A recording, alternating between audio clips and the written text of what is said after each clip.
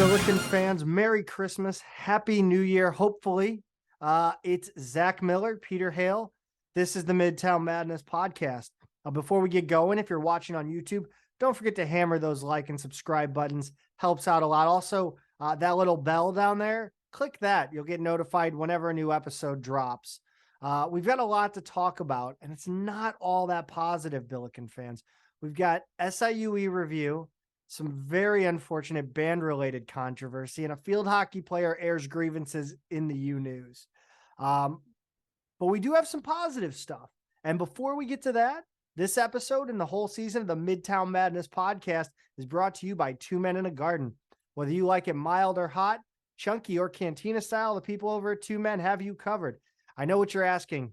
Zach, why Two Men in a Garden? They are a 100% St. Louis company. Not only are they local, but they have opened up their production facility to local food entrepreneurs. They love St. Louis the way I do. You can pick up their many products at any local grocery stores or online at twomeningarden.com. Follow them on Insta and Twitter at twomensalsa. Pete, let's kick off the podcast, though, with some positive news. Billiken soccer midfielder John Klein was drafted by St. Louis City SC with the first pick of the second round, 30th overall, in the MLS Super Draft on Wednesday, the 21st. We had an awesome chat with him, which we're going to kick it over to right now. Billiken fans, we are excited to welcome on the only third-generation Billiken athlete. His grandfather played for the 59 Billiken soccer team, by the way, who beat Dayton 10-0. Suck it, Dayton. His father played for the 1985 team, and he played in 88 games as a Billiken, tallying 85 career points, 29 goals, and 27 assists. Some people, Peter Hale, have called him the Midtown Messi. And after being taken with the 30th pick in the second round, he will continue his soccer career adjacent to Midtown with St. Louis City Soccer Club. John Klein. John, welcome to the pod, man. How we doing? Doing well. Thank you guys for having me. Yeah, thank you for sitting through that, my comically long-winded intros. You spent 1 year playing high school soccer at Rockbridge. You scored 16 goals and 15 assists. You then joined the Portland Timbers Academy. What all went into kind of making that decision and kind of that it's a hell of a leap, man. Yeah. So I played 1 year of high school and we went to the Final Four for Rockbridge. We lost to Rockhurst from Kansas City in the Final Four, actually at Soccer Park in St. Louis. But I felt, to play at a good level in college or, go to my dream school, SIUE, I needed to go challenge myself a little bit. So I started looking around for some different academies and found Portland. They had a residency house. So it was, like 8 guys, 10 guys from all over the U.S. just lived there. We had a house mom. She, made us meals, did things like that. It was pretty crazy lifestyle, but, I don't regret it at all. I just, moved to the West Coast, had to leave, my high school for my senior year, but totally all worth it in the end because I was playing against some of the best players in the country for that entire year and really challenged myself. What was the school? Hold on. Well, sorry, Pete. What was the school situation though? Like, did they have their own kind of tutors or teachers, or was it kind of a local high school? It was, so before I went there, I realized I was going to do it my junior year. After halfway, I knew I was going to do it. So I started taking some summer classes in high school. So I finished up high school completely. And then I started taking some college classes just online through Columbia College, just a local college in Columbia. So I was, getting ahead of the curve a little bit. Yeah, those guys out there who hadn't finished high school, they would either bus to school or they would do it all online. It was pretty crazy. Oh man. Wow. I'm interested. You call SIUE your dream school and we've got the whole legacy that we went over, but the timing is interesting because you come to SIUE in 2018, which is Coach Kalish's first season. So how did that change your perspective on the school and what was it about him that kind of led you to choose SIUE? Even with I guess the weirdness of a coaching change, right as you're getting there, but it already being kind of a school that you've got in mind. Yeah, that was definitely hard to navigate because Kalish didn't get hired, I don't think, until like February or March of that year. And usually high school seniors are committed by then. So I had talked to McGinty, the previous coach, a little bit. So they were always on my radar. McGinty, left. And then I didn't really have anyone to talk to. I remember Michael Robeson was the assistant coach. And he was kind of through it the whole time. So he was kind of a point of contact that I had. But once Kalish got hired, I knew Kalish for a little bit just from, playing in St. Louis all those years. And my dad knew him a little bit.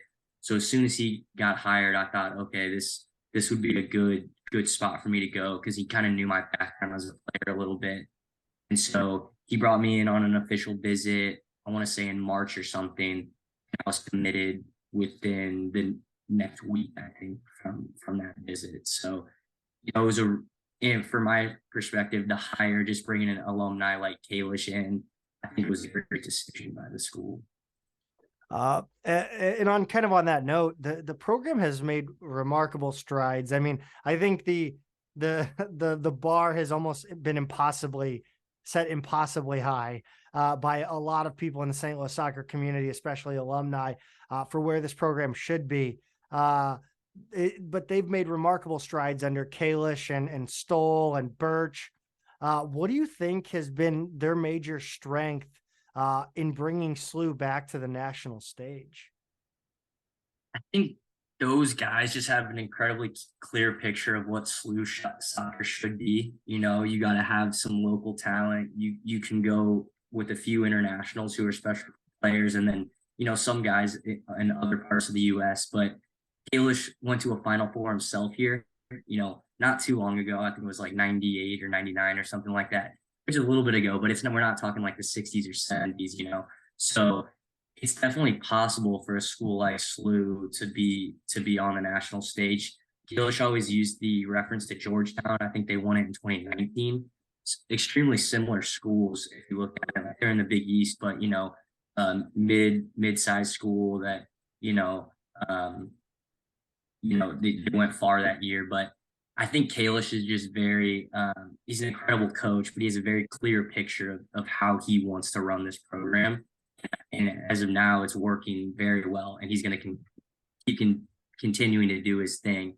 And I think, over however long he's here, they're going to get close again, very close to winning an national championship. It's obviously one team every year can only win it, but just 2 years ago, we were very close in the Elite Eight. I think Kalish will get to a Final Four, and once you get to a Final Four, anything can happen. So, yeah. Speaking of Final Four, did you watch the Indiana-Syracuse game? Yeah, I think me and Kalish were actually flying back from the combine, but we had a layover, so we get off the layover, immediately pull it up on our phone, and we're just like watching our phone. We didn't get to see the penalties or anything like that, but as soon as we landed, our phones were just like blowing up from it. It's crazy. Yeah, you mentioned Mike Robeson. I ran into him at one of the basketball games a couple of weeks ago, or right after that had happened, and he was with Kevin. And I was giving Kevin some trouble. I was like, I knew as soon as they almost celebrated that the one that went bar down, because Indiana started running, I was like, I knew it was over right then and there. I was like, next one's gonna be saved, and I was just like, it's over. It was a wild ending. It was. So we got pretty used to the phrase assisted by John Klein, especially last year, that 2021 season. Are you content to be the setup man, or how much is that in conflict with your desire to get the ball in the net yourself? I kind of embraced that term that year, but I think it's funny. I was talking to Kalish about my, after all my career stats, and I had more goals than I did assists, and he was like very shocked by that. But that 1 year, for some reason, whether it was me and Simon playing in a front two together or whatever it was, I just happened to be giving a lot of assists out. So I think I like to just consider myself a playmaker, whether I'm the final pass or the final shot, however it comes off. I just like to put defenses under pressure and make things happen. How does this is just something I thought about. How does the game, it was one of the A10, I think it was the first A10 tournament game this season. how does it affect you when the wind is blowing like that? Because I believe it was the first time I've ever seen somebody throw a ball in and the ball never crossed the line. Yeah, UMass, that game was crazy, and we had the win in the first half, and we scored like 5 minutes in, I remember. And I just like kept trying to push the guys. I was like, we need more than this, because I knew the second half was going to be very hard, and we never got it. And I was like, that's all right, we just got to buckle down here. And we were under the whole second half. We outplayed them in the first, they outplayed us in the second, because just the factors like that. I don't like the wind at all. I don't like playing soccer and playing golf in it. I just don't like it at all. It's very, very difficult. Did you and Schulte get out and hit the range together a lot, or? Yeah, when he was here, we played a good amount. He belongs, since he's from St. Louis, he belongs to a few courses, and we would go out all the time. Yeah, always a good battle. Somehow we figured out that like he hangs out, like he golfs at the same country club my cousins golf at, and they know. So he's always talking, like he's like, "Oh my God, you're their cousin? No way! That's so ridiculous." That's funny. But you guys had an incredible 1-loss season in 2021. But 8 players either graduated or went pro, or both. But you decided to come back and give it another go. How did you make that call? And did the high roster turnover give you any reason for concern? Honestly, it wasn't really my decision. So when the draft eligibility list came out that year, I wasn't on it for whatever reason. I was a little bit surprised at that, but then, quickly I over it, whatever, it doesn't matter. I didn't really know how that list came out. And all those guys got drafted. I was super happy for them. I can remember the first time I met with Kalish after, they all left. We like grabbed lunch and just started talking about the future and how it was going to be very difficult to fill all those spots and, make a comeback next season with just complete roster turnover. But, me and Kalish were just kind of like, you know what, he was going to bring in a bunch of good recruits with the year that we had, a lot of high level transfers. And for a little bit at the beginning of this season, there was a little bit of doubt. I think everyone had some questions, but we just kept going. And I think this group was incredible in the fact that we never really listened to the outside noise or anything like that, the ratings, whatever. We just knew if we win our conference, we were going to be good. We were going to make the tournament and win a game. That's exactly what we did. And we go to Indiana and could have won that one, so close. But I was super proud. I think this year I was even more satisfied with how this group finished than the year prior, just because of the controversy that we had to overcome. Did you did the mentality, like you talk about how you guys had a lot of faith, even with all that roster turnover, there wasn't a whole lot of doubt that you would gain your form over the course of the season. Was that coming from the coaching staff? Was it coming from you guys? I mean, where was that mentality coming from, and how hard was it to keep that together? It was definitely coming from the coaching staff, and then me and a few of the other seniors and captains like Lane and Christian Buendia. We had to impose it on the team a little bit almost. Kalish, mid-year, I can remember him giving a speech. He was almost just like, sometimes you just have to fake it, even if it's not really. You just gotta fake, doing these things, and then eventually it will turn real. You can just get guys believing that we can do it. It'll come around, and you guys talk about SIUE basketball all the time. They're in a very similar spot right now, I would say. They just got to get a little bit of leaf going into the conference, and they can for sure do it. I have no doubts they're definitely talented enough. But yeah, it was just the coaching staff was giving it to the seniors were giving it to the next guys were giving it to the next guys, and it kind of just started bleeding through the team, and it worked. We needed you on this show about 45 minutes ago when we were reading a eulogy for the men's basketball team. So next time we'll bring you on. We need to bring the positivity to the room. You mentioned, I think you answered that next question. I think walk us through draft day, honestly. Um, Again, to reiterate, you were drafted 30th in the second round of the MLS Super Draft by St. Louis City FC. Walk us through that day. And were you clued in that STL might take you?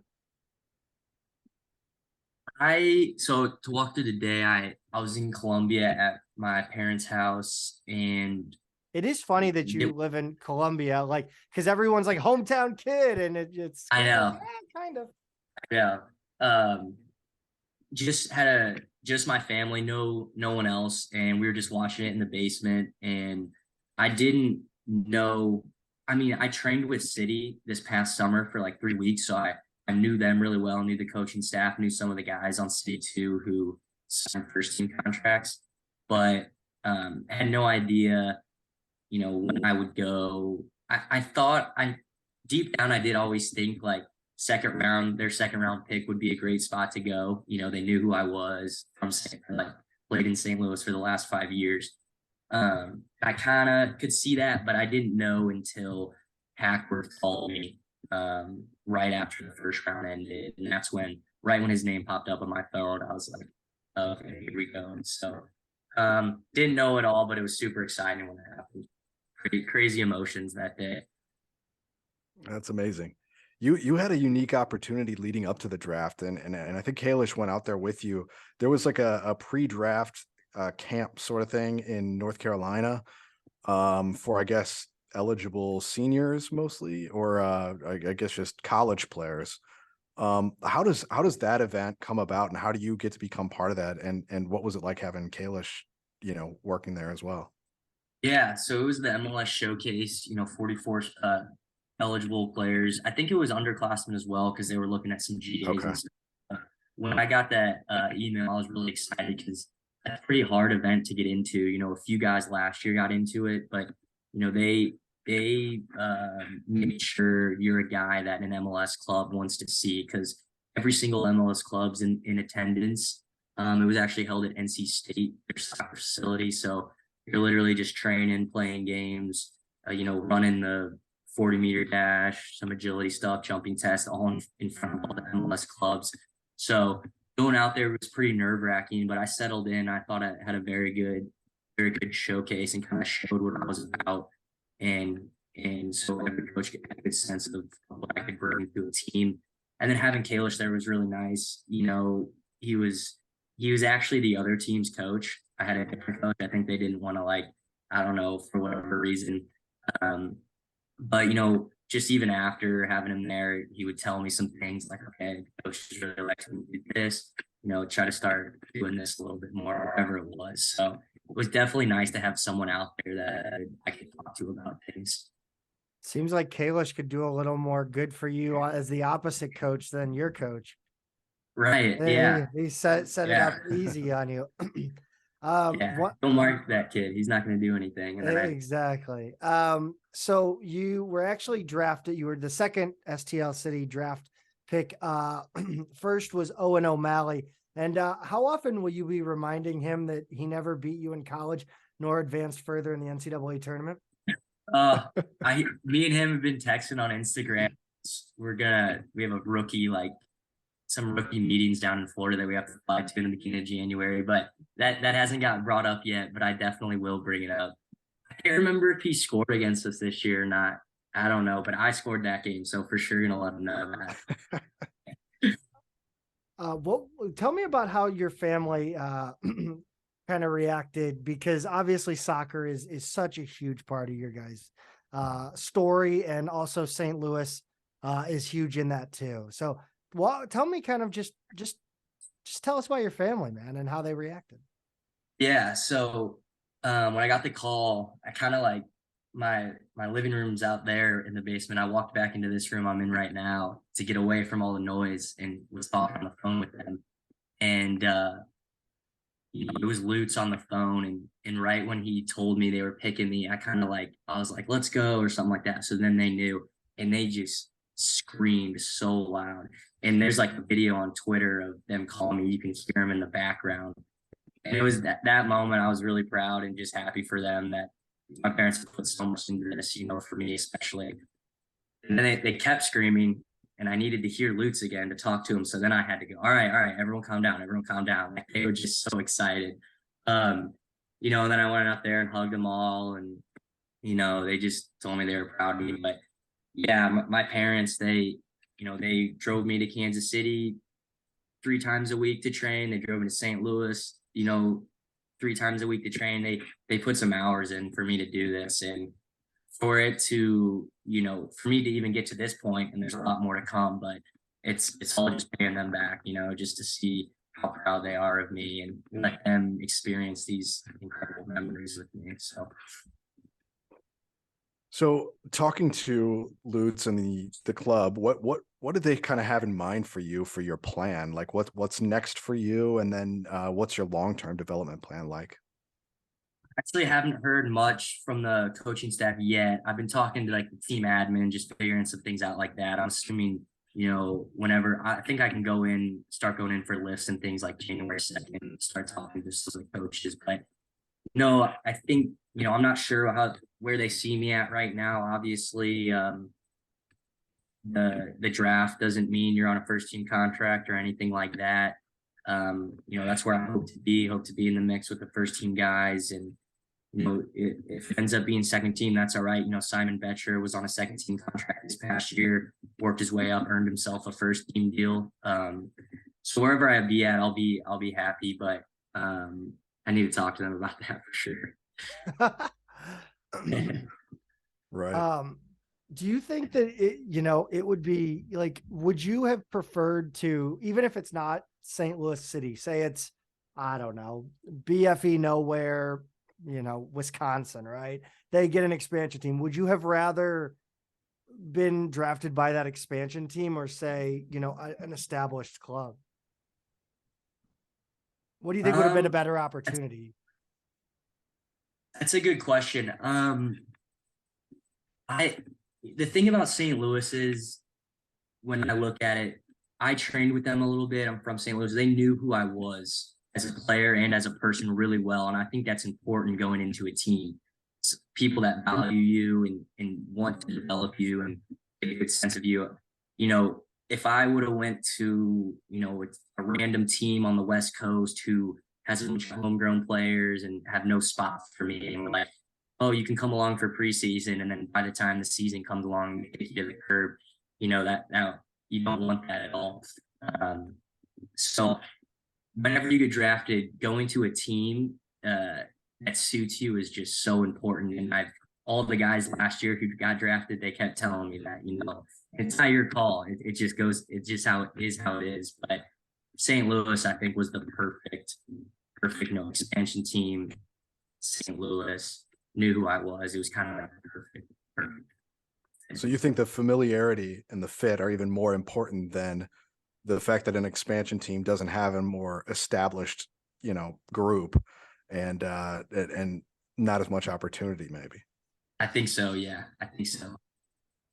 Well, Johnny, thank you so much for joining us. I have no doubt that an STL City SC jersey up there is going to make it in the background, whether it be this year, next year, the year after. I don't know, but it will happen. We will see you in the pink and navy. I don't know. Are they giving it a name? I don't know if they've given it a name. They call it City Red. City Red and navy. So again, thank you so much. And thank you so much for what you did for SLU soccer, man. Thank you guys for having me on. Love this podcast. Awesome. People talk about SLU sports. I love it. Appreciate it. That's awesome, man. We really appreciate that more than you know. Congratulations too. Thanks a lot. Yeah. Thank you guys. Yep, See you later. it easy. God, thanks so much to John Klein for joining us for that interview.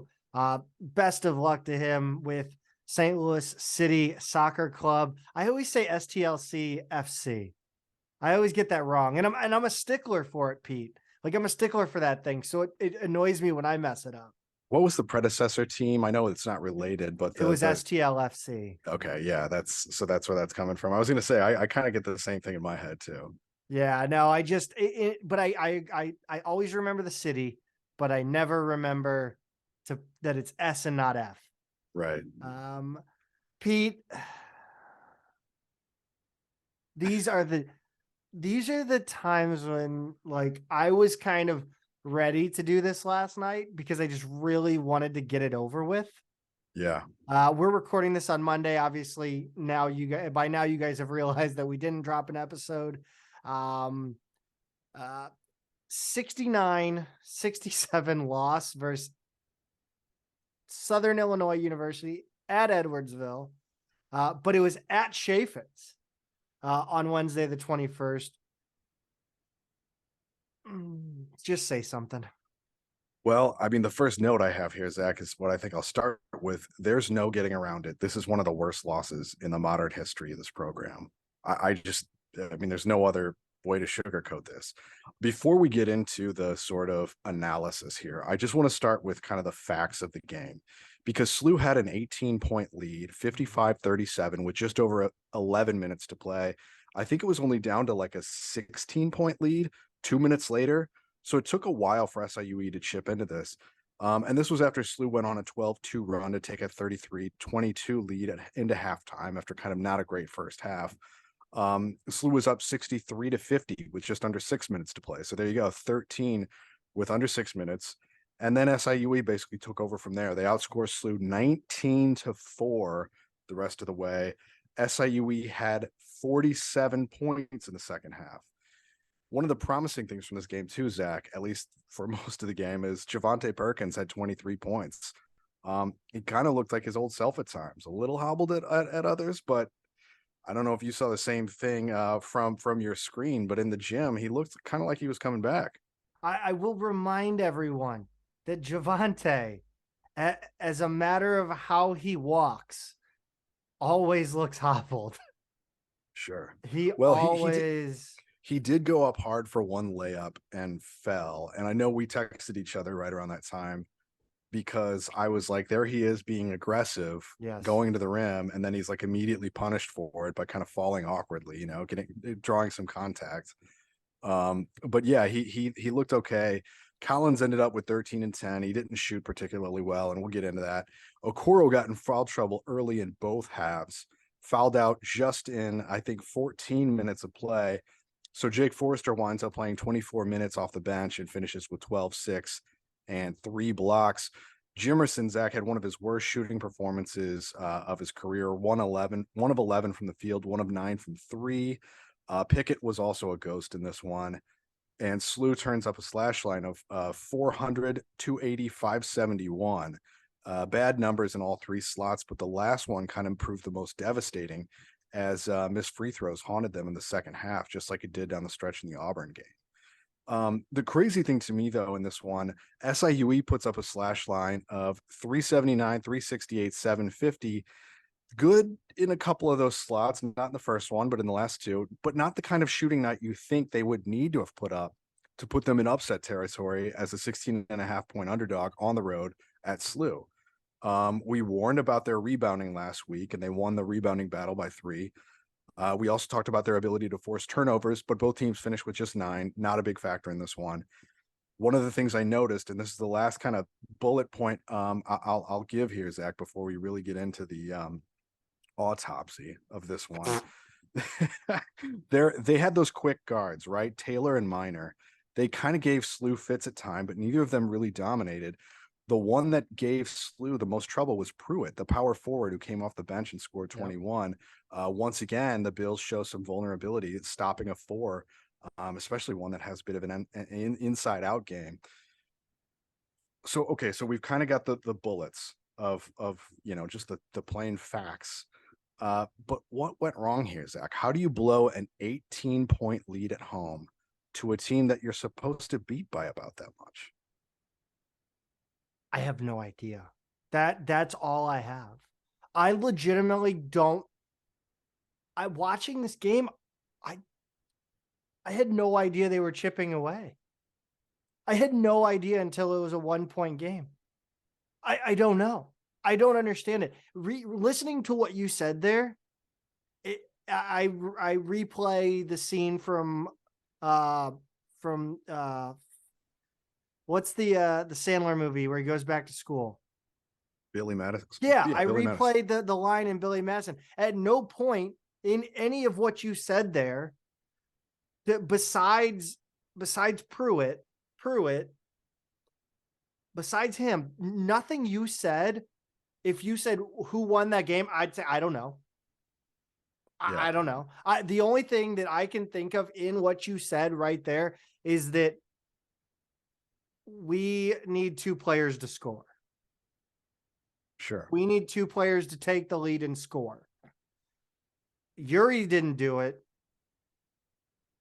Jimerson didn't do it.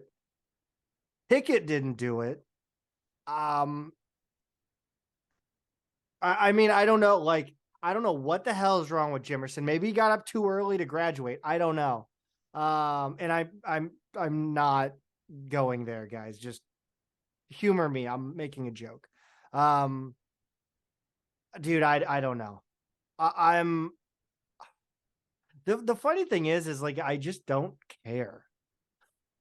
Like this is one of those where it's just like I mean this is one of those where whatever Travis has done for this program for 7 years prior, I don't care what you've done 7 years, you can't lose this game. Yeah. You this can't is a bad one. lose it. Yeah. And I'm not saying fire forward. I'm not saying that. I'm sure as hell losing patience. Because again, like that's not like, again, we've seen like there's a history of these teams that they under Ford, they've come on strong at the end of the year. But like coming on strong at the end of the year, what does it mean at this point? Like, are we going to if we make the tournament, if we run the table in the A10 and make the tournament, then what? I mean, what do you feel? What do I think we're going to do? Yeah, if that happens, does it erase this?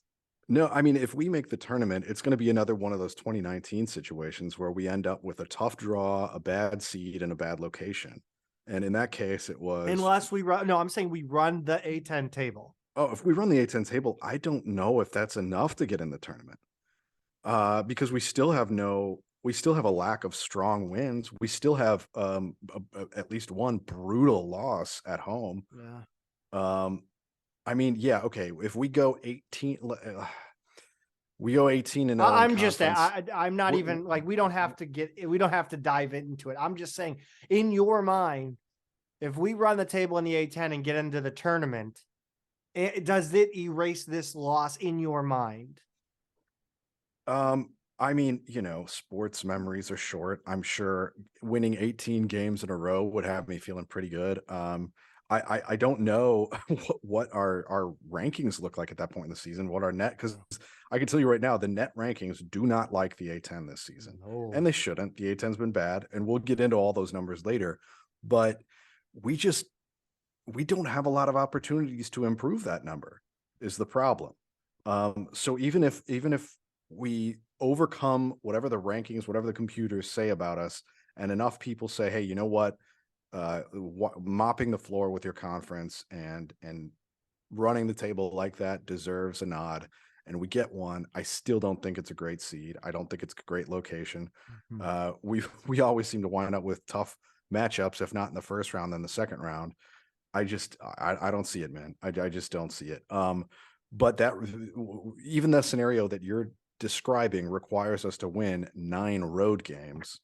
Which I mean, if we're not beating SIUE at home, we're not going to beat teams that are at SIUE or slightly better level on the road 9 times. I can tell you that much. I hope I'm wrong. I really hope I'm wrong. I think this is one of those situations, and I sent the text out, I think to you. I know I sent it out to one person. I don't know. That gif from The Godfather or whatever. Goodfellas. Every time I think I'm out, they pull me back in, and I sent that to you. That's a line from The Godfather. Yeah, it's after the Drake game. We looked at it we talked about Drake game feeling like a turning point, right? And I think that the Drake win almost made the SIUE game that much more crippling to endure. Yeah.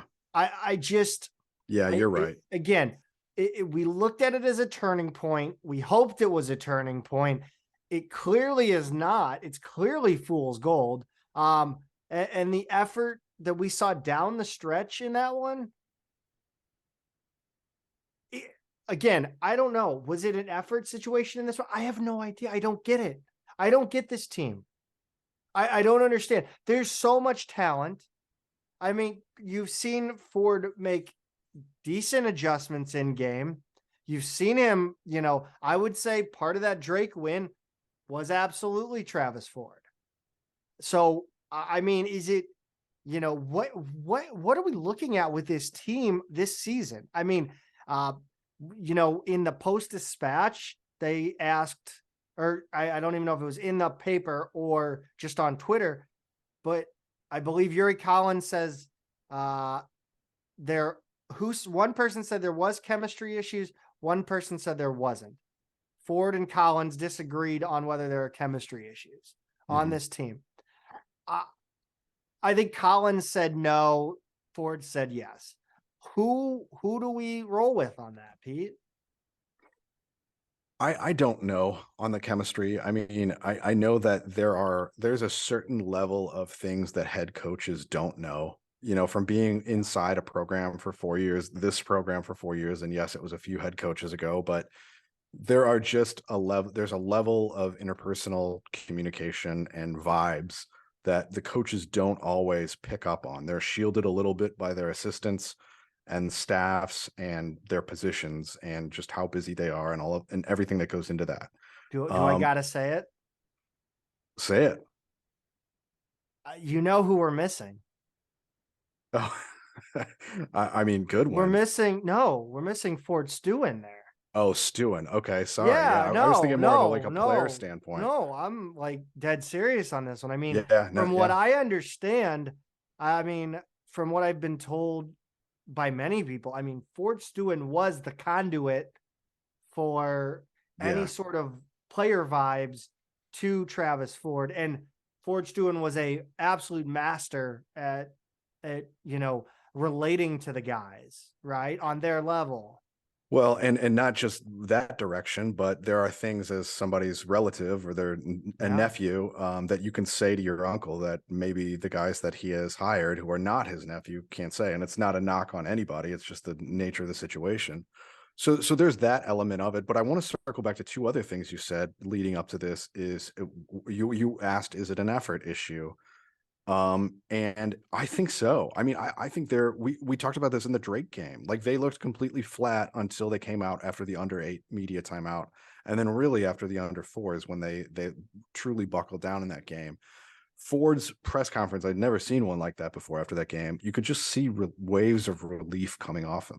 So I think it wasn't just what we saw in that game down the stretch where they clicked. It was also him. You kind of felt like, man, there's something. It's like he just took off a weighted vest or something like that, watching him talk in that press conference. So is it an effort issue? I also look at SIUE and down the stretch in this game. SIUE played hard. Their guards were running in the last, I don't know, 6, 8, 10 minutes. Like they had just been shot out of a cannon. I mean, they had not played an hour and a half of basketball before that. They were flying by our guys. Their bigs were jumping higher than our bigs. I mean, like you looked over at the bench, they were jumping higher off the bench, more excited when they were making plays. They were electric down the stretch in that one. We could not contain their energy. Timeouts or, and it's not like they were perfect, like SIUE would make a mistake. We weren't always punished for every mistake we made, but there was clearly a disparity in energy, if not effort. And then the other thing you brought up was how this kind of didn't even feel real. Like as it was happening, it never even seemed like this was going to be a loss. I think it's not until SIUE got to within 1 or 2 points that I even thought like, oh my God, like this isn't, like I was annoyed, I was really annoyed down the stretch in the second half. I was like, God, can we just? I turned around to my friends with like at the under 8 or something like that. I'm like, can we just put a team away? Like I'm annoyed.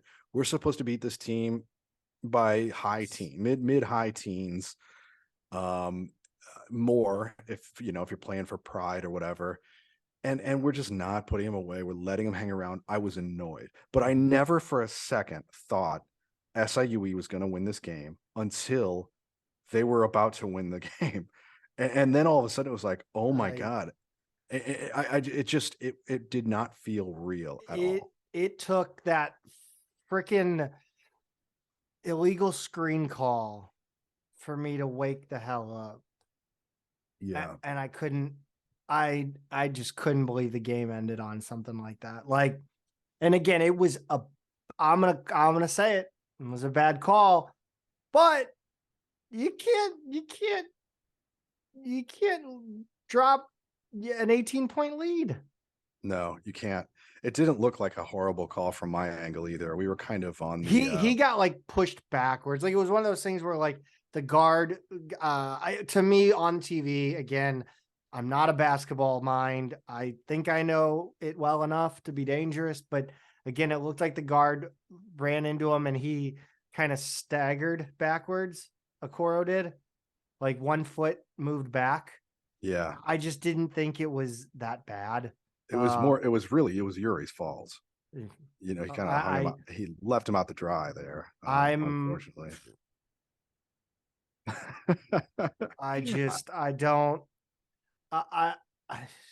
Right.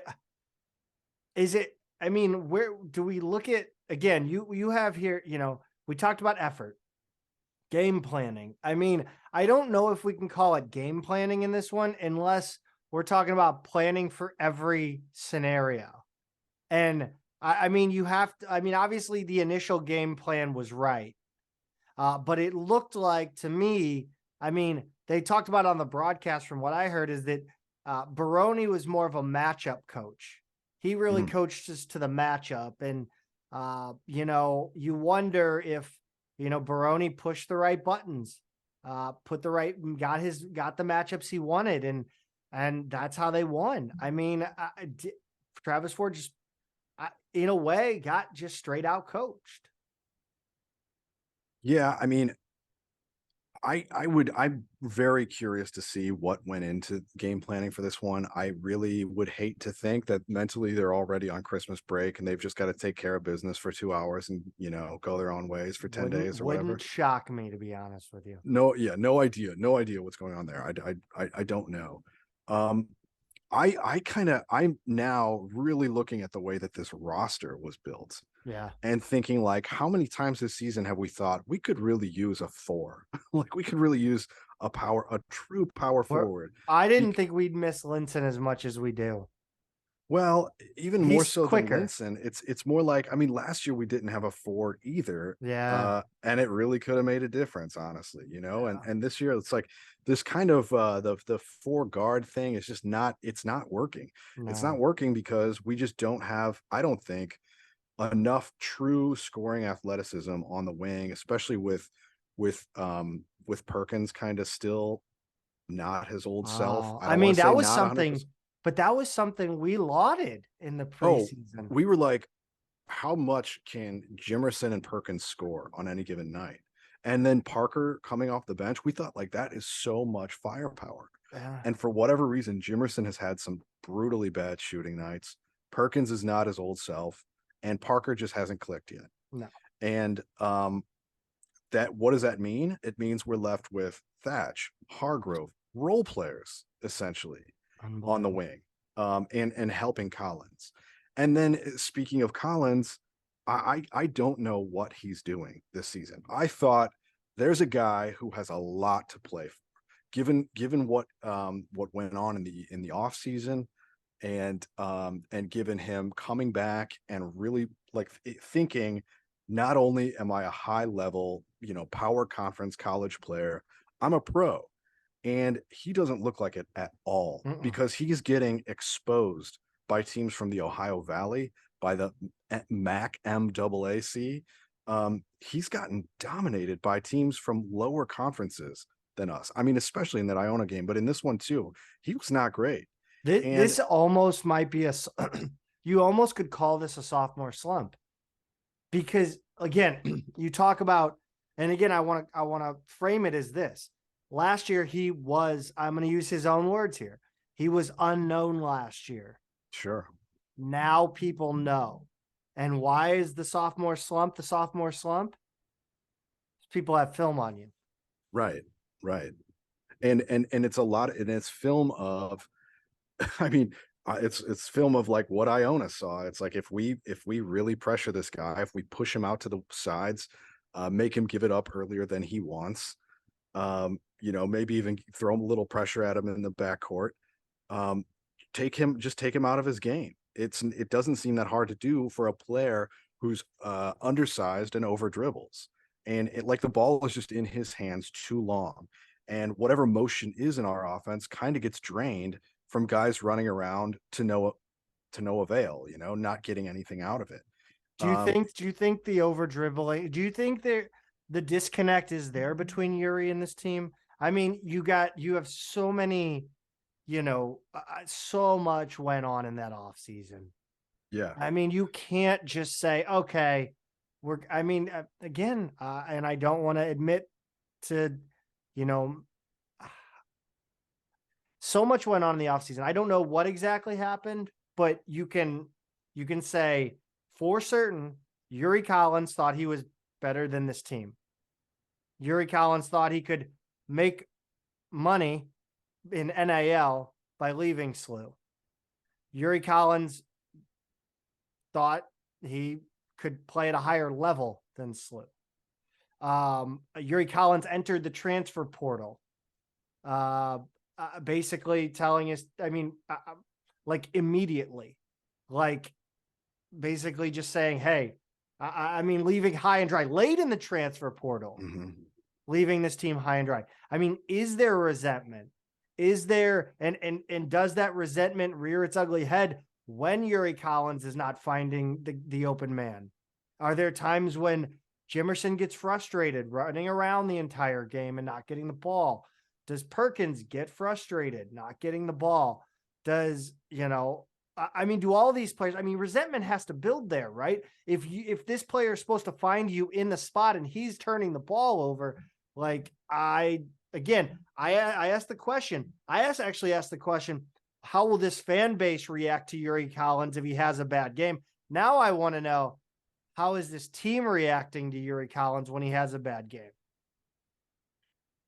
Yeah, is there just way more loaded into their feelings? Because it's one thing if there's a point guard you've been playing with for a few years and he's not quite finding you the way you want, or not quite producing the way you want, but it's another thing when he kind of put everybody through the ringer this offseason. Maybe there's a little bit of that. I don't know for sure. I think playing at this level, that's the kind of stuff you need to get over or work out in whatever way that means, because the stakes are too high, the competition's too high. You've got to, these are all veterans. They've got to find a way around that if that's there, and not be soft enough to let that drag them all season. It's really, to me, just the way he's playing. This might be reductive. This might be I don't know, a person who doesn't know a lot about basketball trying to make sense out of this, but it's almost like when I watch him play, it's almost like he's playing for the assist rather than just to win or to, again, that was the whole thing though, too. I don't mean to cut you off, but again, I want to expand and kind of get more your thoughts, is that was the thing with the 20 assist night, right? He started going for what? Come on, man. If it happens, it happens, dude. I enjoyed it in the moment, but now looking at it, it's dude, when you're winning, that's all fine and dandy. The point guard doesn't always need to make the last pass is kind of the thing. It's almost like he's the quarterback and not the point guard. It's move the ball around. I'm not one of these like weird old school guys who was around when like basketball coaches were like 5 passes before you so much as look at the rim. It's not like that, but move the ball around. Like there's just so much wasted motion before he's made one pass. Yeah. And it's not working. It's not working. It's so frustrating. And not only that, he's trying to score too much. Yes. He's now taking, and I meant to have this number right in front of me. But before we're recording, and now of course I can't get it to pop up, but regardless, he took 13 field goal attempts in this last game. So he's taking in a lot of these games something like 20% of our field goal attempts. Yeah. And if you had heard that Yuri was going to be shooting that much this season, you would know something is going wrong. Yes. He should not be shooting as much as he is. It doesn't work. It worked a lot under Majerus. The drive and kick. It does not work for Yuri. It doesn't. Right. It's not like it's but we had 2 point guards then. Like we had 2 guys that could do that. Like now we have, that's also a problem, right? Yuri Collins is the only guy that can drive and kick, that can draw the defense in. Perkins is still not there. Thatch, sure, but he doesn't have the vision to make the pass. He does, but he's done it only a couple times. Pickett, haven't seen much of it. But teams know what Yuri's gonna do. They know. There's no secret. He's a one trick pony at this point. And I don't mean that as in he can't score. All he can do is pass. I mean that as Yuri Collins, when he has the ball, he's going to do one of 2 things. I guess that would make him 2 trick pony. But regardless, stay with me on this. He does one of 2 things. Sorry, not one trick pony. He's predictable. He's going to do one of 2 things. He's going to try to be the last pass, or he's going to try to shoot the ball. So if he starts to drive, if you guard him straight up and then you make sure everybody else is covered, that's what Iona did. And that's what everybody's going to do. It's like, dude, run the offense. This is what I wanted to see. Run the offense. Be the point guard, not the quarterback. Like you said. And so much of his shooting too is like we've now seen SIUE, like they gave him the 3. Like he took 3 threes in this game and he made one of them, but the 2 he missed, he was wide open. I mean, like, and the guy shooting. Yeah, he took too long, sure, but the guy shooting the halftime promotion had, was as heavily guarded as Yuri on these 2 3-point attempts that he missed, and they didn't look good at all either. Like you knew right away. But then a lot of his other 9, missed field goals in this game were taking it into traffic, especially late in the game, and SIU is just kind of packing it in. And then he goes there and he's getting his shot swatted by multiple guys at the rim. I mean, it was, I don't know what he's doing. Is that dude's checking out again? I mean, how often have you watched, or when you were a kid, right? You played sports sure. Like you played like CYC ball. There was always a kid that would, dribble too much, right? And your reaction, again, we're talking about us as children, but I can't, I gotta believe that adults feel the same way when this happens. If a guy's just dribbling the damn ball and you're just running around the court and you may see it one time, like it's like Hey Arnold episode, pass the ball to Tucker. It's like, it's got to wear on you after a while. And I mean, is that an issue in these late game situations where dudes are like, we've been running for you for 15 or 35 minutes. We're not going to do it anymore. Right. It's bullshit. Right. Yeah. How many times do you want me to run the length of the baseline and get a little space on the wing before you actually give it to me? I don't know, man. I truly, his decision making is baffling. I don't get it at all. The last one we have here is the problem. Is it Ford himself? And we kind of touched upon this a little bit before. I don't know. He's the common denominator between the fact that we have not been able to hold on to leads. Players have come and gone.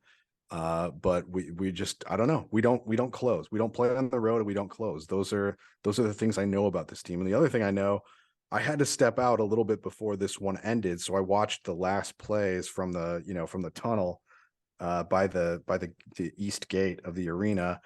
And on my way out of the seats down the concourse, a couple people were starting to walk out early. Multiple people were yelling "Fire Travis Ford" in the concourse, which is wild given that this game being, like the night before the snowstorm over winter break, you would think that this is more of like a casual fan that's in attendance. You could get in free with your Schnucks app. People were bringing their extended families who were in town for the week, things like that. This is not the kind of crowd where I expected that level of I don't know what you want to call that, hardcore fans or not, but there was some real negativity in the building on the way out. And I was not just those, but the things I was overhearing people saying were people who know this program and who are pretty frustrated. I'm not saying that yet. I'm not there yet. I just am kind of like, he's got to figure this out. He gets paid way too much not to have his team playing crisp, sound basketball in a bye game at home where they have an 18-point lead. You got to finish that. I don't know how else to say it. Yeah, I don't root for people to lose their jobs. I try as hard as I can. I think last time I did it, a family member got laid off. So that's kind of how I live my life now. And I think it was who was that Ortiz guy at the Post? Oh yeah. When he booked town. Right. I forgot about him. Yeah, I did too. I can't believe I let any part of my brain. But I just, man, I don't know. Like, there's so much like negativity around. Like, it's becoming like a meme. And again, like, I've tried to push it out of my brain as much as possible, which is the Ford less with more, that shit. It's kind of getting there, man. Like, everything that we've heard from Oklahoma State fans. Yeah. Well, and it's not just that, Zach. I mean, we're SLU fans, right? Like, we're not a power conference program that has like past glories to lean on. Like, you have to go pretty far back before you really hit our glory days. And the periods of success we've had since then have been too brief. We've been really beaten down as a fan base for long-term fans. It's all even right. It's all, I'm sorry. It's like, again, it's like we've reached like, what is it? It's like, I don't know. It's like the global guts reaching the top of the aggro crag only to realize you missed an actuator down at the bottom. Like, that's what we're dealing with. Yeah, I can't remember what that show was. 90s Nickelodeon show. I can't remember what it was called, but regardless, it was Guts. Oh, it was Guts. Okay, all right. Yeah. Regardless, we have been through, even under his tenure, and you and I said this after the SIU game. There have normally been extenuating circumstances. We've had players kicked out, suspended. There's the COVID year. Everybody get a pass for that year. You've got so many other circumstances that have, Perkins' knee last year, when expectations were pretty high. Now we came into a season healthy for the most part ish, expectations very, very high. I think people thought the floor for this team was like the line between NCAA and NIT. Like, I didn't talk to anybody who didn't think SLU was a tournament team. The only debate was, are we better than Dayton or not? Are we better than VCU or not? In some cases, it was never, is this a tournament team or not? It was just like, this is a really good team. And then we had our handful of national writers who were like, this isn't just a good team. This is like a sneaky Sweet 16 kind of pick. Our expectations were so high, and I've never seen the mood this negative. I mean, because even when you have players kicked out before a season or whatever, you still you kind of throw your hands up and you go, "This is out of my control," and there's a little bit of like laughter along with it. You're just like, "I cannot believe this. It's crazy." That's after I destroy my apartment. Yeah, yeah, exactly. I mean, yeah, sure, a lot of negativity in those days too. I don't want to like overlook that, but right now it's just we have everything we thought we had, and it's just not working. And that is so disheartening. And I mean, like, I'm hearing people in the last couple of weeks, people who have had season tickets for decades talking about not renewing, people who have just kind of like, I don't care if my kids get into this, like just really, really down on the program. And yeah, I don't have That's an bad. answer. That's really bad. It is bad. What you just said there with about the kids. Yeah, like That's horrible. Well, they're like, if I'm losing my fandom, what am I going to try and pass along? I mean, I don't like. Like I said today. I said I'm so glad that we have 2 games before the next Shea Fitz game. Yeah, I need the endorphin rush of a win before I get back in that freaking building. I'm like, dude, like I swear, like I may not wear a Billiken logo. Like I'm again, if you're watching on YouTube, this is I believe the 2nd show in a row, or did I wear Billiken last time? no, you didn't last time. I did. I wore the hoodie from 1999, but this is the 2nd show of the last 3 where I refuse to have anything Billiken basketball. It's like it's truly just, I mean, I don't understand. I mean, if this is, I just don't, I don't know. Like, how are our bigs like this bad? Like how do we not like, again, it's amazing because what I see on the stat line, the individual stat line, is not what I see. It's not what I see on the court. The rebounding stats, no, they're terrible. They are a terrible rebounding team. I don't get it. I am slowly losing my patience with Travis here. I absolutely adore the man. He's a great freaking guy. He's done so much for this show. But dude, come on. Like, you gotta figure this out. Like, I'm rooting for him to figure it out. Like, need him to figure it out. I need him to figure it out. Like, that's how much I like the dude. Oh, I would never root for failure. No, never. Ever. I don't think I'll ever get to that point. I think I'll just stop arguing. Right.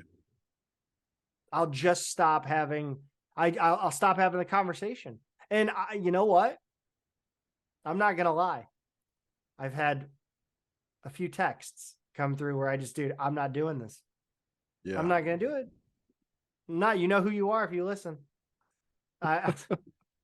Dude, are you the, like, I need to bounce this off of you because I don't want this to like sound like self-aggrandizing. Are you the Billiken dude among people you know? Not necessarily, because a big group of my friends is also from SLU, and some of them are pretty, hardcore. Okay, I mean, so you have more hardcore fans in your friend group.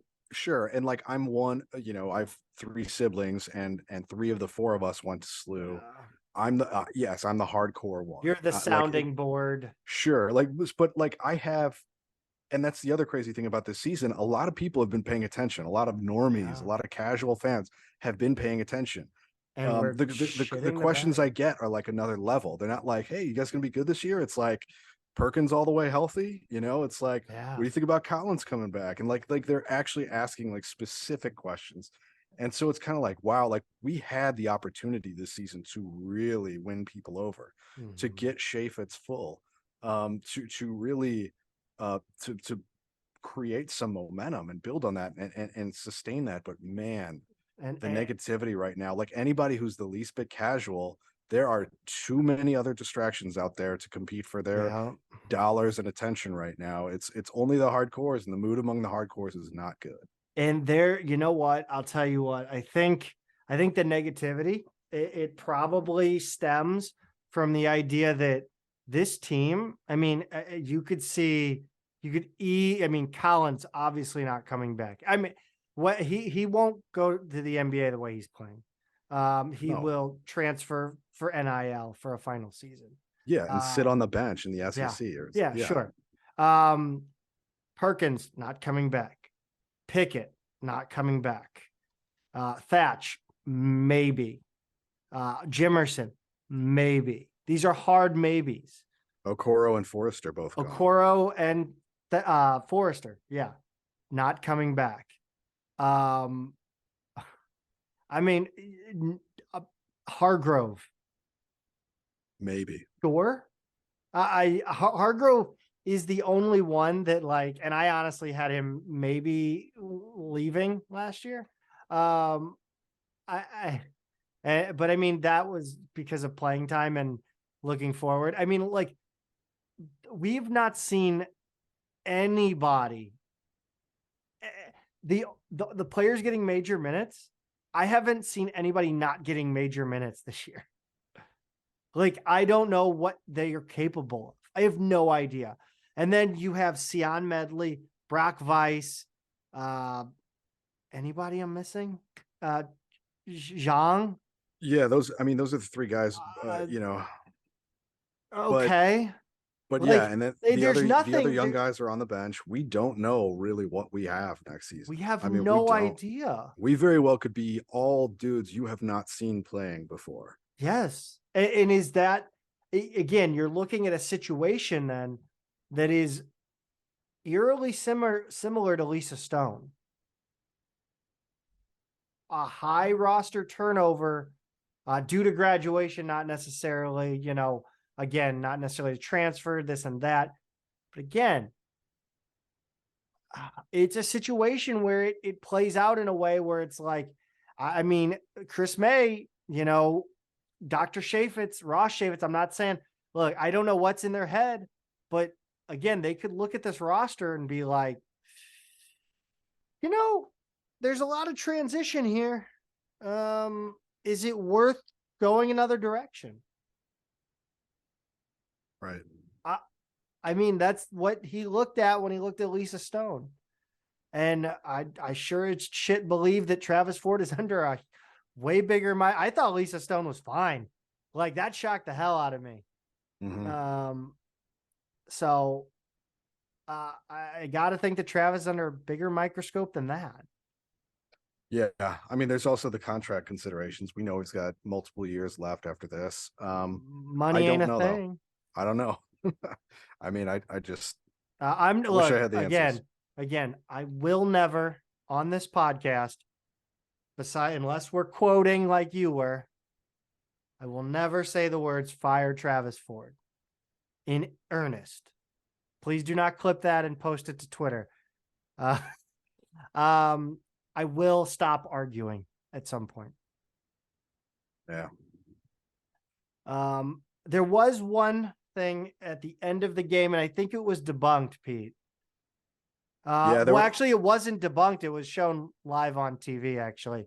And I think Travis just didn't realize what he did and went and corrected the error. Okay. He did shake hands with the head coach, Baroni. Yeah. The only reason I know that is because they showed it on Fox Sports. Okay. There were people who texted me did he just storm off the court without shaking hands? I believe he went and caught up with Baroni. Okay. All right. But his initial move was toward the locker room. Yeah. I think that's how. Yeah. Did he do a post game? He did. It took a while for him to start it up because I was listening to on my way to the next place I was going. I was listening to no big deal. You got a big social calendar. Yeah, I mean, it was night before a snowstorm. I had to knock some things out before heading back to my parents' You house, had to hit Schnucks with the rewards app. I did. I had to go stock up on milk, butter, salsa and pickles. Oh yeah! Oh snap! I mean, and in my case, red hot riblets. I never I never come home without getting some of those. But regardless, Old Vienna sponsored the pod. Yeah, please. They never went to Ford in the post game. It was just Rammer and Earl for a few minutes, and that was it. And so he didn't do that. I heard that, there were people hanging out later who said, yeah, he eventually did come on. They had the YouTube stream going of the post game presser, but I never tuned into it. I didn't see it. I don't even know if I have enough mind altering substances to go back and listen. I didn't have it in me that night. I can tell you that. Oh. I just didn't. I saw that he was getting ready to do it, and I was just like, I can't. I just can't do it. Pete, we gotta. I think we just gotta let it go. I think we just gotta let that one go. I don't know. I think we gotta move on. Yeah. And we're gonna move on to some not so great news too. Yeah. It's very exciting stuff. It's a bit of a controversy, as I mentioned in the outset, with the band, Pete. Yeah, this was a weird story. There was something that came up on Twitter that was really unusual here. The SIUE Pep Band account tweeted out, "Our band director was forced to resign because SIUE Athletics refused to address numerous ongoing reports of serious student mental health concerns. Rather than engaging in meaningful dialogue to make it right, they announced he was quote unquote retiring. Shameful, SIUE," and then they tagged SIUE official. Do better is how they ended the tweet. And a little more backstory came out, Zach, over like where this came from and why. And we're reporting on people posting on billikens.com. Sure. Yeah. But, to be fair, band members, current and former band members. No, I was like telling people where we got this from. Yeah, sure. Yeah, it's not like a reported news story by like the Post-Dispatch or correct KDSK or something. Which like I'm that. shocked, actually. Well, I'm kind of surprised that nobody picked it up. It's more, I don't know. It's a tough or that story. Stu didn't even, acknowledge it on Twitter or anything. It's a tough story to report, to be fair, because you're talking about behind the scenes stuff. You're talking about, it's not really an outward facing story. But basically the story that has kind of been cobbled together is that the athletic department has started asking the band to play more events, often on short notice. And this has kind of caused some members to quit.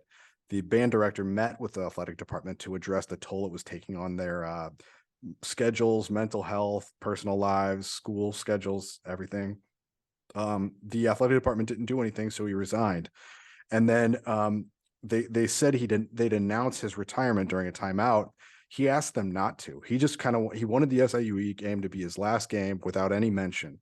But they did it anyway, despite him specifically saying don't do it. And now a lot of other members are saying they've likely played their last game and they're going to quit. It's kind of, to me, the move of them ignoring his wishes and announcing it anyway is kind of like the straw that broke the camel's back. Well, but it's at the same time, it's almost like a power move on their part, like not letting him go on his terms, but them trying to present to a broader audience that will not know the backstory. Yeah. Like, hey, look, we're celebrating this guy. What do you mean overworking or being unfair or underpaying or whatever the case might be? We're celebrating him. And that's what people see. They don't necessarily see the Twitter conversation. I just don't understand why. Like, why? Yeah. Like, it's just, I mean, nothing would have come out. Like, I don't, like, this is kind of I mean, it's all show, no substance a lot of the times with the athletic department, man. Like, I mean, the only two programs right now, I mean, baseball's shown a bit. Hendo's been great. But again, Hendo's being grossly underpaid. The program's grossly underfunded. And he's doing a whole lot with that. He is the Mark Schmidt of A10 baseball. More with less, Hendo is. But I mean, soccer has shown, both soccer teams, but the rest of the program, I mean, it's a lot of flash, a lot of, smoke and mirrors, and just when, game time, when the fight gets there, they cower, man. It's just, Well, and what else we know is that this band director position, it is a paid position. Yep. It's not a high paid position. And then a lot of the kind of day-to-day activity of the band, from my understanding, kind of comes out of the pocket of the members or the band director. That's crazy. It is a volunteer band, and you know, people who have kind of paid attention to the band know that there's a lot of alums. There's a lot of people who are not current students who are members of the band. Because it would quite frankly be hard to recruit just from students for, you know, a volunteer we band don't have like a this. band. There's no scholarships. I don't believe they even get credit anymore. They used to get like a half credit hour a semester for doing this, but it also used to just be basketball. And part of the issue here is they're being asked to show up to soccer games, women's basketball games, volleyball games, everything without a whole lot of notice, like when that's going to be. That's crazy. And given that, you know, like the way that they framed it, I don't know if it's 100% genuine, like just being about student mental health. And I don't want to downplay that at all. I don't want to downplay it at all. But I think a lot of people use that, like the mental health. I mean, the problem I have with and this is a longer discussion for a longer podcast about a different topic, but I think the problem that I have sometimes with language is that people are using things and kind of molding them in like the blob and just gathering more things to add on to what it encompasses. And I mean, again, mental health could mean anything from like me having a cry, you know, because the Billikens, like, because my podcast isn't doing well because the Billikens are losing, like that, you know, me being bummed out is now encompassed in mental health. Like I get that was a joke on The Office back in the day, depression, but depression's not what I'm talking about. I'm talking about just using mental health and bringing it in. So again, it could just be people like having to decide between studies or being stressed out. Stress, yes, is probably more or less what we're talking about here. Yeah, I think you've got, you know, the idea is that they're asking you to play a game last minute. I got this huge test I got to study for. It's having to choose. Well, not just that. I mean, like, if given the fact that the makeup of the band is a lot of people who are alums and not current students, you're talking about people with jobs and spouses and kids and grandkids and things going on in their lives. If someone tells me on like 24 to 48 hours notice, hey, we need you to show up for 3 hours to do this thing, I'm like, are you kidding me? Like, I don't have 3 minutes in a day sometimes between kids and work. Like it just doesn't work. So I totally can identify with the struggle of whatever is being put on them. And if they want to couch that as student mental health, I don't think it tells the whole story of maybe what's going on here. But regardless, this seems like an ugly situation. And I hope we have something resembling a full band moving forward, because we don't have a band director, and I don't know what that means for this crew moving forward. So if you're looking over and the band either looks sparsely populated or like they're not being properly led, that's what's going on, and it's a real shame. And I hope whatever's I hope they figure it out soon. Yeah, and if you're a band member and you want to come on and tell us what's going on and give your side of the story, I mean, we will hide your identity. So the Billiken Mafia doesn't come after you. Sorry, that was kind of never mind. That's just, it's frustrating, man. Like, it's just bad vibes around the whole place. And we're going to get to the field hockey here soon. But first, let's talk a little bit about New Year's Eve. Please tell me that I'm going to get, a Billiken win at noon, some champagne and a kiss at midnight from some pretty girl. But the Billiken win I need. The other two I can do without. But if they win, it's going to be more about like 2:00 in the afternoon, maybe not quite at noon, because that's when tip off is. No. I'm talking about. I think I'm splitting hairs. Am I going to be drinking champagne and getting a kiss at midnight in a good mood, or I'm going to be crying myself into the new year? Yeah, getting out that crate of Zimas you still have for I also have a bag of Jolly Ranchers too. I can just drop one in. Yeah, so Flavor it out. SLU starts A10 play against St. Joe's at noon on New Year's Eve. And we hope to be celebrating that evening without any negativity hanging over us from the program. We had to kind of do a quick and dirty preview. We wanted to have somebody from St. Joe's on to kind of help them preview us, and we'll do that more as the A10 season goes on. But between the mental SIUE, health. yes, Speaking of, between the holiday and the mental health break that Zach and I needed after that SIUE game, here we go. Just a kind of a quick and dirty St. Joe's preview. This is Billy Lang's fourth year, and the program is still pretty mediocre. I don't think this is what they had in mind when they fired Phil Martelli. They're 6-6. They're number 263 in the net rankings. They've got losses to Houston and Georgia, perfectly respectable. Villanova again. Also South Florida, Temple, and Fairleigh Dickinson. That last one's pretty brutal. Wins over Lafayette, Albany, Penn in overtime, St. Peter's, Sacred Heart, and Central Connecticut State. Those last two happen to be their last two games, so they're, I guess, on something of a hot streak. Ryan Daly, everybody's favorite, is gone, but sophomore Eric Reynolds Jr. has picked up the scoring slack. He averages about 18.5 points a game. He averaged over 12 per game last year as a freshman starter, so we knew he was kind of going to be the guy, but he scored even more than I expected. Senior Cameron Brown is second in scoring, 13.8 points per game and just over 6 rebounds a game. If we're looking for a matchup problem, I think 6'8", 220-pound sophomore Kasper Klacek, help me with his last name there, has kind of the profile of a player that's given us trouble this season. He averages about 9 and 6. He's big, and he's added a 3-point shot to his game this season. We're not going to do that thing where we call St. Joe's a bad 3-point shooting team. They aren't the most efficient. They're pretty average, but they shoot a ton. Zach called them chuckers, and he's right. They also get to the free throw line a lot. Their bigs are kind of their 4th to 6th guys in terms of scoring production. So they get most of their shooting attempts from the guards.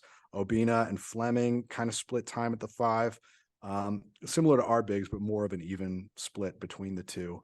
This is not a good team, but this is an A10 road game, and SLU is not a good road team. And we know we can't overlook any game. So that's kind of what we're looking at for St. Joe's here.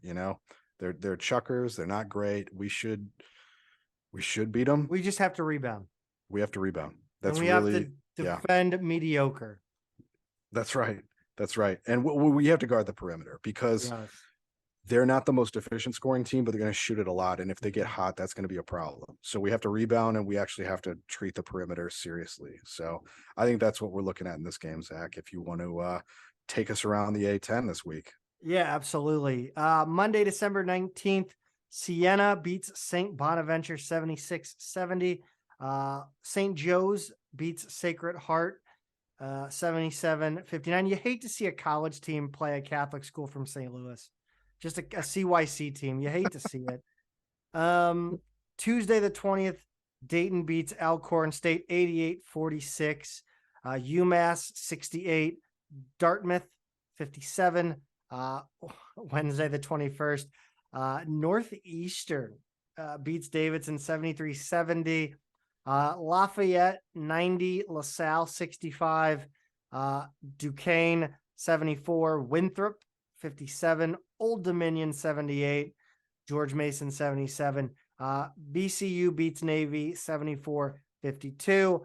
Northern Iowa beats Bonaventure by 10, 62-52. And Richmond beats Bucknell 81-71. I remember when Bucknell was a good basketball program. Every once in a while they are, yeah. Sorry, I stole that. I realized as I said that I stole that from West Pine Bills. Thursday the 22nd, Milwaukee at Rhode Island was canceled. Oh God, the picture of basketballs on an empty court. I never thought they'd be back, to be honest. Yeah, I hate to see it. Fordham 80, VMI 77 in OT. St. Joe's 83, Central Connecticut 66. That team that often gets confused with Duke when the name isn't present and it's just the Blue Devil. Washington State 66, George Washington 64. They had a chance to win that one. That's a lot closer than I thought it would be. Stanford 75, Loyola 62. The 23rd, George Mason 91, Coppin State 53, Pepperdine 81, GW 70. That's the most beautiful campus in North America, Pepperdine, I believe. Coached by Lorenzo Romar. Yes. Sunday the 26th, Seattle beats GW 85-67. GW comes in last place in the Hawaiian Airlines Classic, I believe. I saw that they have not won a game outside of the Eastern time zone in like 12 years, something like that. I need to go see the stat again, but it's something like, yeah, they haven't won outside. That's preposterous. Yeah, it's wild. So they've never won here? Well, Or they a non-conference haven't game in a long time. And I mean, because we're the only team that's at least now. up till Loyola joins Yeah. conference. We're the only team outside of the Eastern Conference, so it's possible, coming to SLU every other year or so, that they've lost the last 5 or so at SLU. So I didn't verify the stat, but it feels right. Looking at the conference standings for whatever reason. Well, they're so weird. You can't not look at them. Well, I was going to say in alphabetical order with no wins and no losses. Now, just looking at the non-conference, we're just going to go by non-conference. It's bizarre. Fordham, too low at 12-1. 12-1, and they've won 11 straight. I mean, yes. Say what you will about their schedule. Fordham at 12-1 and on an 11-game win streak is remarkable. I mean, that's just like I would take that anytime. That's amazing. Duquesne 10-3, UMass 9-3, VCU 9-4, Dayton 8-5, George Mason 8-5. The Billikens are 8-5. Oh. Davidson, speaking of fur balls, Davidson Wildcats 7-5, Loyola 6-6, Richmond 6-6, St. Joe 6-6, George Washington 6-7, St. Bonaventure 6-7, LaSalle 5-7, Rhode Island 4-8. Pete, my cousin texted me the other day, and they're going to Vegas January 27th. They asked me, they sent me the Davidson SLU game, and they said, should I bet SLU? It's SLU at Davidson at Belk. And I very sadly, and I'll read the reply that I sent. It was, no, don't bet that. Don't bet that game at all. We've never won at Belk Arena. Small sample size and new Davidson coach, but still, don't bet that game. And with Davidson being down a little bit this year, it's not like they're going to be, if they were going to give SLU a huge number, like if SLU were like a 16-point underdog, it might be tempting. But no, I'm not touching that game with a 10-foot pole. No. The A10 net rankings. I don't want to do this, Pete. I'm gonna check. I'm gonna check out. I'll do it because this is the situation that we're up against. The net rankings are the main number that's going into tournament seeding and at large bids. The A10 doesn't come in until number 82, which is Dayton. SLU is now in the hundreds after that SIUE game at 103. 105 George Mason. UMass is 4th at 114. Then Fordham, despite the 12-1 record, is 118. VCU also disappointing at 121. Duquesne, who everybody had picked last in conference, is 10-3, and they're 131 in the net. Richmond at 146. You've got Davidson, a little below where I would have predicted. They're at 167. Bonaventure's down at 204. Loyola, not a great first non-conference season anyway, 231. George Washington's 238.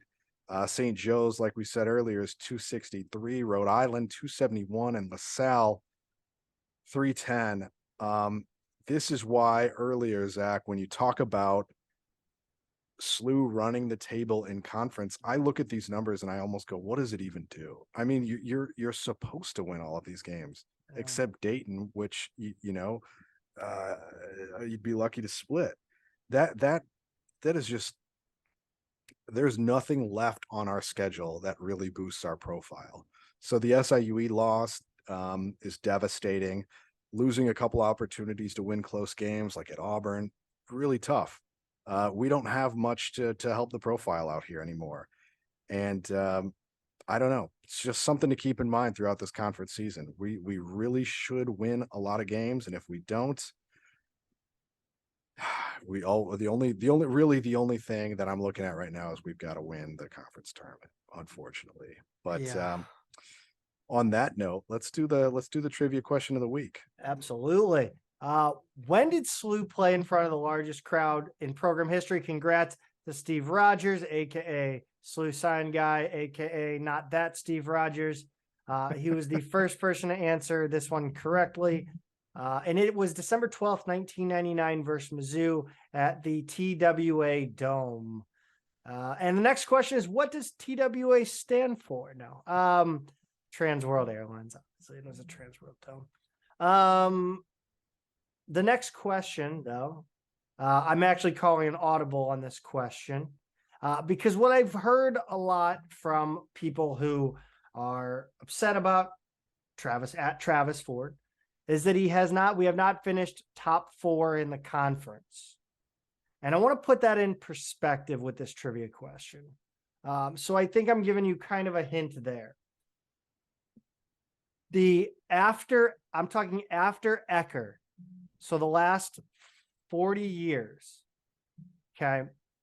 In the last 40 years, the AE as opposed to BE or BG as opposed to before Grauer. AE in the past 40 seasons, how many times have the Billikens finished 3rd or better? So above 4th place, how many times in the last 40 years has SIUE finished in the top 3 of the conference? And which coach had the most top 3 finishes? That's the question of the week. Please don't go look it up. Just answer it out of your brain, please. Let this be fun, guys. We're not having fun on the court this year, clearly. Let's have some fun with the trivia. You know what, Pete? I know there was a foul taste in your mouth after that SIUE game. It gets better every time, Zach. Did you happen to cleanse the palate with anything? I did. I hinted that the last episode, my parents just renovated and moved into their house just near that Schnucks, I think they call it Richmond Center on Clayton there. So I hit that up every time I'm in town now. And I'm stocking my basket full of 2 Men in a Garden salsa, which I happily did on this trip back to St. Louis, even if the whole trip wasn't happy given the SIUE results. The rest of it was, because stocked my cart with some fresh salsa and pickles from 2 Men in a Garden, and it made me happy, and I think it'll make you just as happy. You could find them at any local grocery store. Schnucks, Straub's, Deerberg. Zach, I know you're a Deerberg's guy. I'm you bougie name it, like that. you'll find it there. And if you're not local, if you're like me, you're going to need to rely on 2meninagarden.com. For all your salsa needs. That's 2meninagarden.com. Yeah. Do you like, how people go on vacation and they leave room in their suitcase for knickknacks? Do you leave room in your car for 2 Men in a Garden salsa? I have to. I'm usually stocking up on beer. I like the breweries in St. Louis a lot better than the ones here. Come get the Michelob Ultras in St. Louis. But yeah, I'm pulling. Oh, that's right. Yeah, they taste better there. No, I am pulling out salsa jars next to my bottles of Perennial and Side Project too. So that's how it works on my trips back home. All right, Billiken fans. We're going to head over to the this article actually on field hockey team, and it's actually written by an outgoing senior on the field hockey team, Sydney Altimos. She wrote it in the UNews. She's the sports editor. She aired out some grievances, Pete. She did, Zach. I mean, this is something that you and I have been talking about ever since we started this show. We talk about field hockey in particular as a sport that just doesn't get the attention, the funding, anything it needs in order to function as a Division I program, let alone a competitive Division I program. It was interesting to see a lot of the things that we kind of suspected laid out in her article. So it's just farewell bills. You know, she wrote it at the end of the season. You know, as we talk now, it's late December. She published this in mid-November. And I think it was the last edition of the UNews that actually has been published. And they'll come back next month. But she really lays out just what that experience is and how she came in as someone who was excited to be a Division I athlete playing field hockey at SLU. She uses the words beyond excited to be here. And then almost immediately you start hearing about how difficult it is. The 40-minute drive to practice and games, the bare bones staff, the minimalist locker room. She was told constantly to be grateful for this position, and yet everything in her experience just reinforced how difficult it was. Yeah, I think it's interesting. I mean, I have mixed thoughts here. Obviously, I've again been banging the drum on getting them back on campus for years. I think there's an opportunity to redo the outfield in the softball field right outside Chaffetz, you know, and one team plays in the spring, one team plays in the fall. You can combine those two and, you know, add the turf that needs to be added for field hockey. You can get that special turf. I think, you know, I think there's something to be said. Like, again, it's one of those things where she takes her visits to SLU. She said, I think her only D1 offer was SLU, you know, and things that she thought she could look past, realize that, you know, those things after 1, 2, 3 years, 4 years, they wear you down. Like she said, that 40-minute drive to practice or games.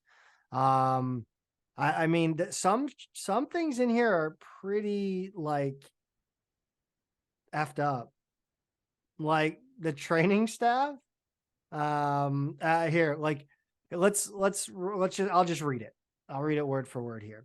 During my time at SLU, I've had 4 strength coaches, 2 different head coaches, more athletic trainers than I can count. I still don't know what some of their names were. They were with us for 1 or 2 practices and never bothered to tell us their names. For one, their training kit didn't make the trip with them to Sportport. Thank God no one got hurt that day. The inconsistency is something that caused me to grit my teeth many times throughout my career, especially when the administration's response for anything we asked for was that we needed to be more consistent. Unfortunately, the shock of being told I'm leaving wore off pretty quickly for me. When in your freshman year, you lose 5 of your teammates, your head coach, your strength coach, the conversation grows old. We are still conditioned that every time meeting is called to expect the worst. I can't tell you how many times I walked into a meeting thinking, this is it. They finally cut us. Or even, I wonder who's leaving this time. Felt like it never ended. There was no security. And by my junior year, it became a running joke that getting to know our athletic trainer or strength trainer wasn't even worth it. We knew they would leave by end of the year anyway.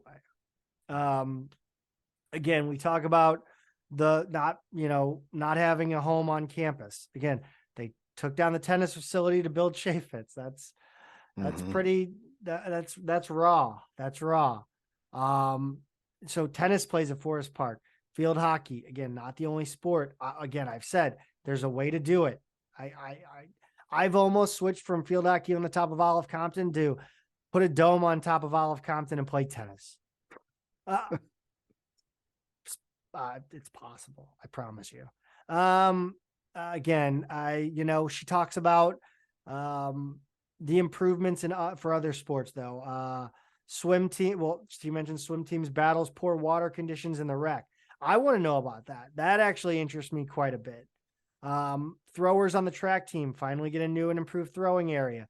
Women's track has a bigger locker room now that soccer moved out of Chaffetz. I think it's just, it sucks, man. It does. It's clear that I think what this made clear to me is they're the lowest priority. Like there are sports that we look at, baseball and softball should have better facilities.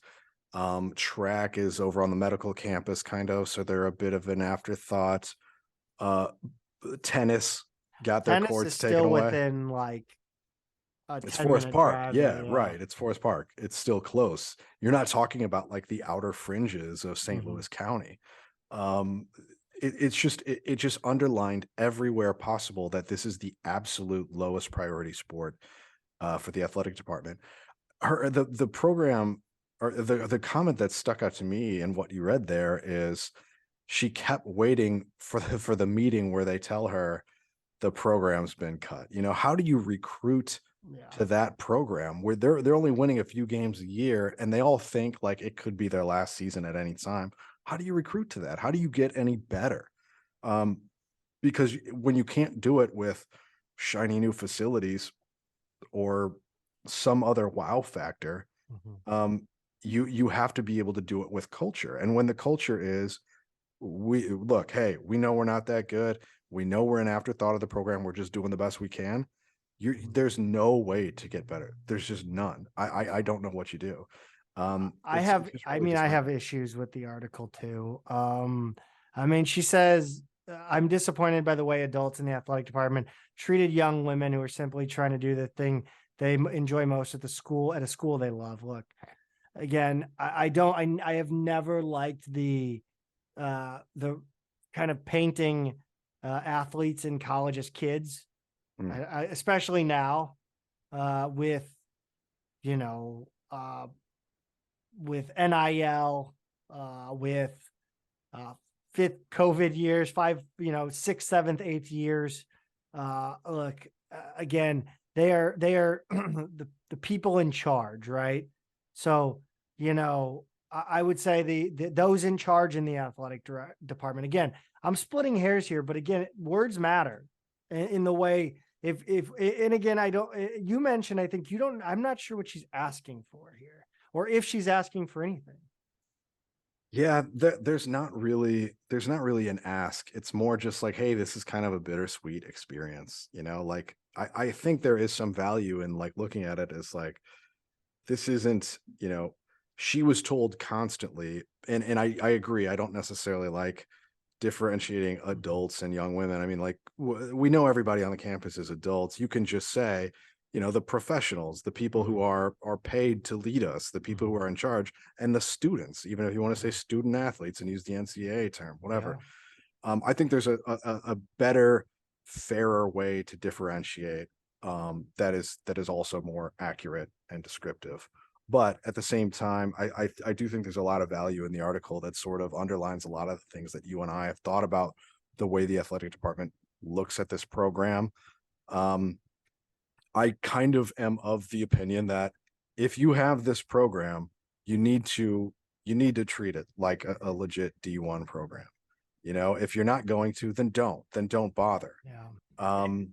I know there's always the Title IX consideration. I know that, but whatever suite of sports that you're going to have in order to field a full athletic department for men and women, you need to treat them all like you mean it. Yeah. And it's clear that is not the case with this program more than any other. And so I think that part is fair. And I think the biggest thing she gets to is consistency. And I think I've harped on it a lot throughout these last couple of years, and not only consistency, but finer details, and consistency with finer details, because again, consistency, the fire at Chaffetz in the intros. Did it show up for SIUE?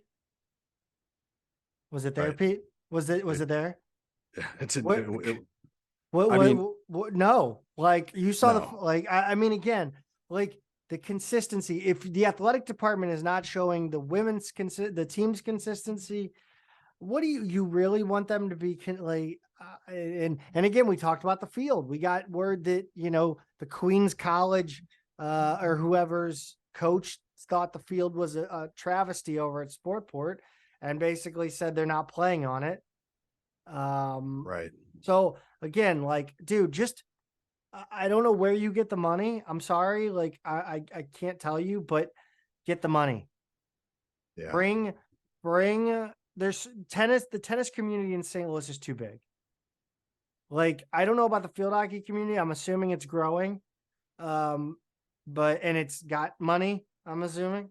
So I don't know. Like, the best time we had, or the best program we had in field hockey was when we had a St. Louis in coaching.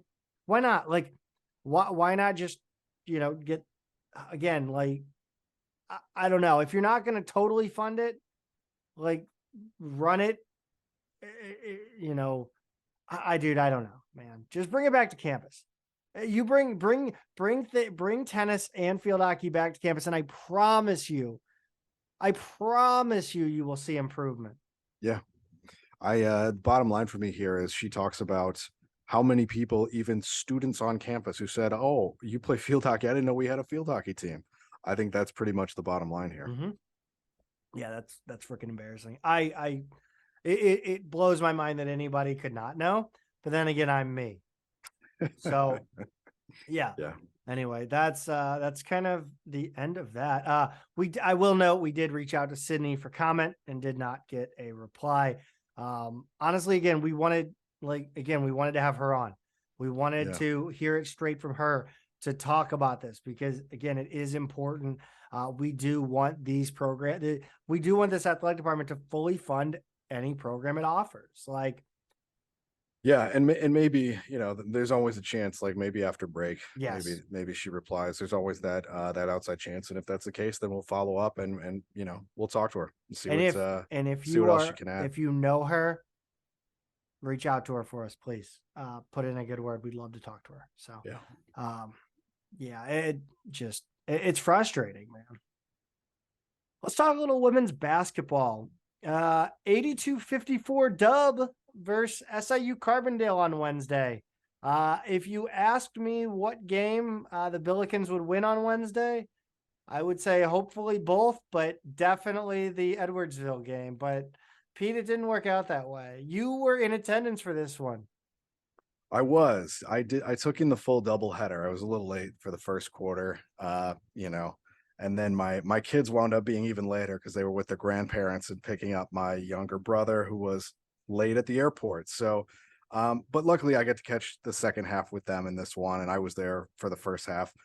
82-54 win over SIUC, and it was not obvious that it was going to be that kind of level blowout from the beginning in this one. And a big reason why is SLU puts up a 20-9 first quarter. You're feeling pretty good. And then they get outscored 22-12 in the second quarter. The lead, is down to 1 at halftime. I'm sitting there thinking, like, here we go again, sunk by a bad quarter, never able to put it away. But then they go plus 11 in the third and then just absolutely run away with it in the fourth. So credit to them for doing what the men's team has struggled with lately and just absolutely putting this one to bed. SLU had 6 players scoring in double figures here. McMakin had 19, even though she went 7-21 from the field, 106 from 3. Martinez had 16 with 11 rebounds and 3 steals. Flowers had 13, 14 rebounds, 7 blocks. She was sitting on that 7 block number for quite a while. We were kind of hoping she would get a triple double, which she hasn't been able to do before, but that would have been fun. Nicastro, 12 with 6 rebounds. Kennedy, 12 and 5 with 3 steals. And then Calhoun scored more than usual for her, 10 with 8 assists, 6 rebounds, 4 steals. Nice performance from her. Most well-rounded I think she's played this year. Mia Nicastro, by the way, has really become a nice player for this team. I was hoping at least one of the freshmen would pop this season, and it seems like she's the one. At least lately. Are we gonna just stop for a second and acknowledge who recruited her? Yeah, she's a Lisa Stone recruit that that Coach Tillett held on to, and I'm glad she did. Yes. I wasn't sure, like whether she would be the one or not, but She's really become a nice player. She's an efficient player. She's a smart player. Doesn't play like a freshman. Although my brother got there in the second half and he immediately pointed out Martinez as being the best player. He was sitting there for like 3 or 4 minutes and he was like, okay, so she's our best player, right?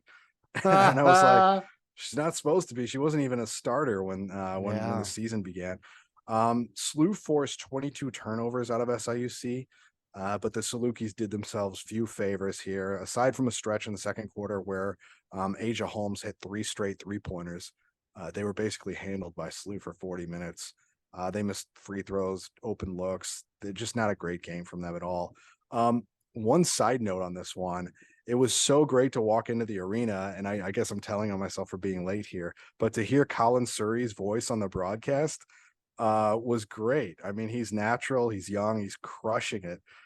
Just as the kind of the one man play-by-play and color commentary. I honestly think he could take over higher profile play-by-play opportunities in local broadcasts. And I am dropping kind of a hint there because he's really gifted. I think he would be better than Warman right now. Yeah. Easily. That's exactly what I'm referring easily. to. Yeah, no, I mean, I think pretty much the only reason he probably doesn't get it is because they can't. There's no way they could find somebody else to do the women's broadcast. Like, yeah, I mean, and that's they're not true. going to cut radio on away games. So, right. What did you get? What did you get any extra kind of insight into this team from being in the arena, watching, being able to see the bench, being able to kind of look around where the camera wouldn't? Yeah, I was able to a few times hear very clearly what Tillett was saying to a few of her players sometimes, and her in-game notes are good, from what I heard. It was a lot to do with communication. She really calls out her players when they don't say the thing that their teammate needs to hear, like a lot of times you're one-on-one or you got your back to a player or something like that, and she's really big on communicating, and it seems like the team's not quite there yet, and she's really calling that out. One in particular, one line stood out. You needed to tell her she was all alone, or I think that was the line, something like that. And she was right. And I think these things are kind of starting to stick. I would not be surprised, Zach. I know they're 4-11 right now, but you and I both know, and we're about to get into it. The A10's not a good conference. No. And SLU has played the hardest schedule of any team in the league. I think I would venture to bet, maybe not UMass, but I need to check on that. But they're battle tested for a league that is going to be easier than the non-conference schedule they played. Yeah. I really liked what I saw against Carbondale, except for that one stretch in the second quarter. I really liked what I saw. Do you think that's communication then, where they lose the communication, or there's, is that the breakdown? You think, like, when they do get on these bad spells? I don't think that's all of it. I mean, Cool. they do turn it over too much. I think their shot selection's got to improve. I think, McMakin's part of that with her just chucker nature. And she's cold more than hot. And as much as I like Martinez, as much as we've talked positively about her this season, she had a stretch where she had like 3 turnovers in a minute.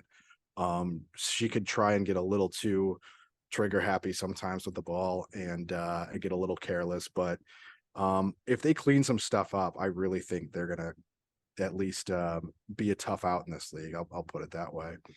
But I think we haven't talked a lot about the conference this season, and SLU opens up conference play against Loyola on Wednesday the 28th, and just to kind of go through the standings in the league, which we really haven't updated you guys on how other teams are performing so far this season. It's kind of an interesting breakdown. You've got St. Joe's at the top at 10-2. Rhode Island's solid this year. They're 9-2. Duquesne 10-3, and so is Richmond, also at 10-3. UMass picked to win the league at 9-3.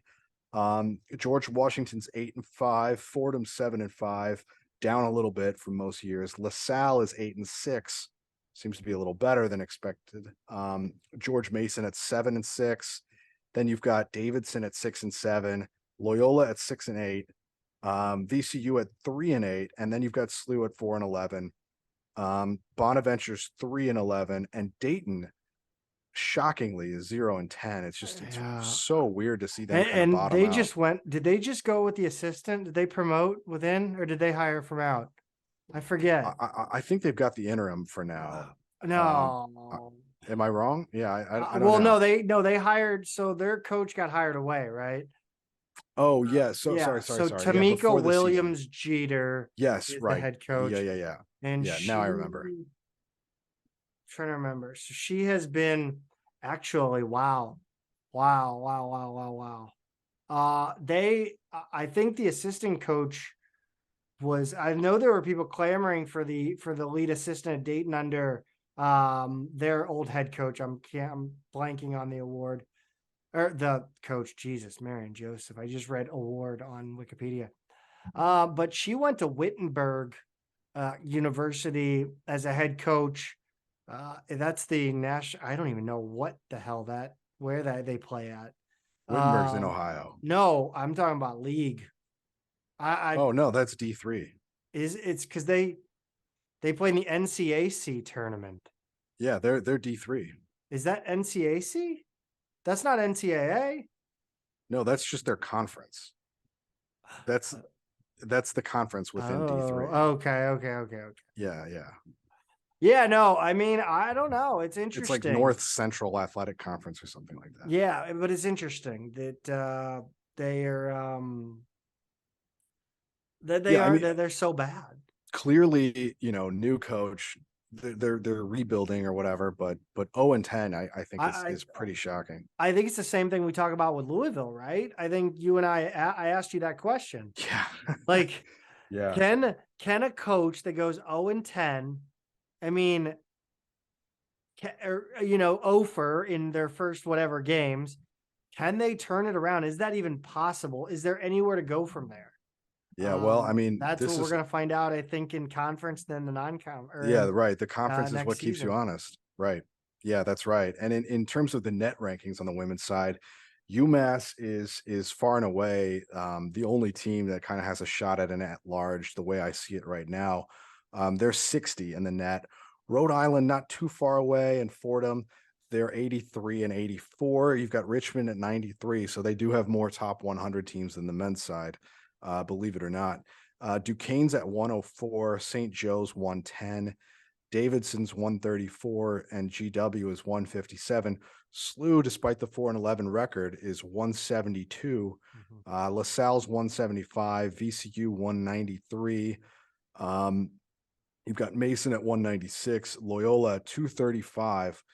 Not a big splash in the conference for sure on the women's side.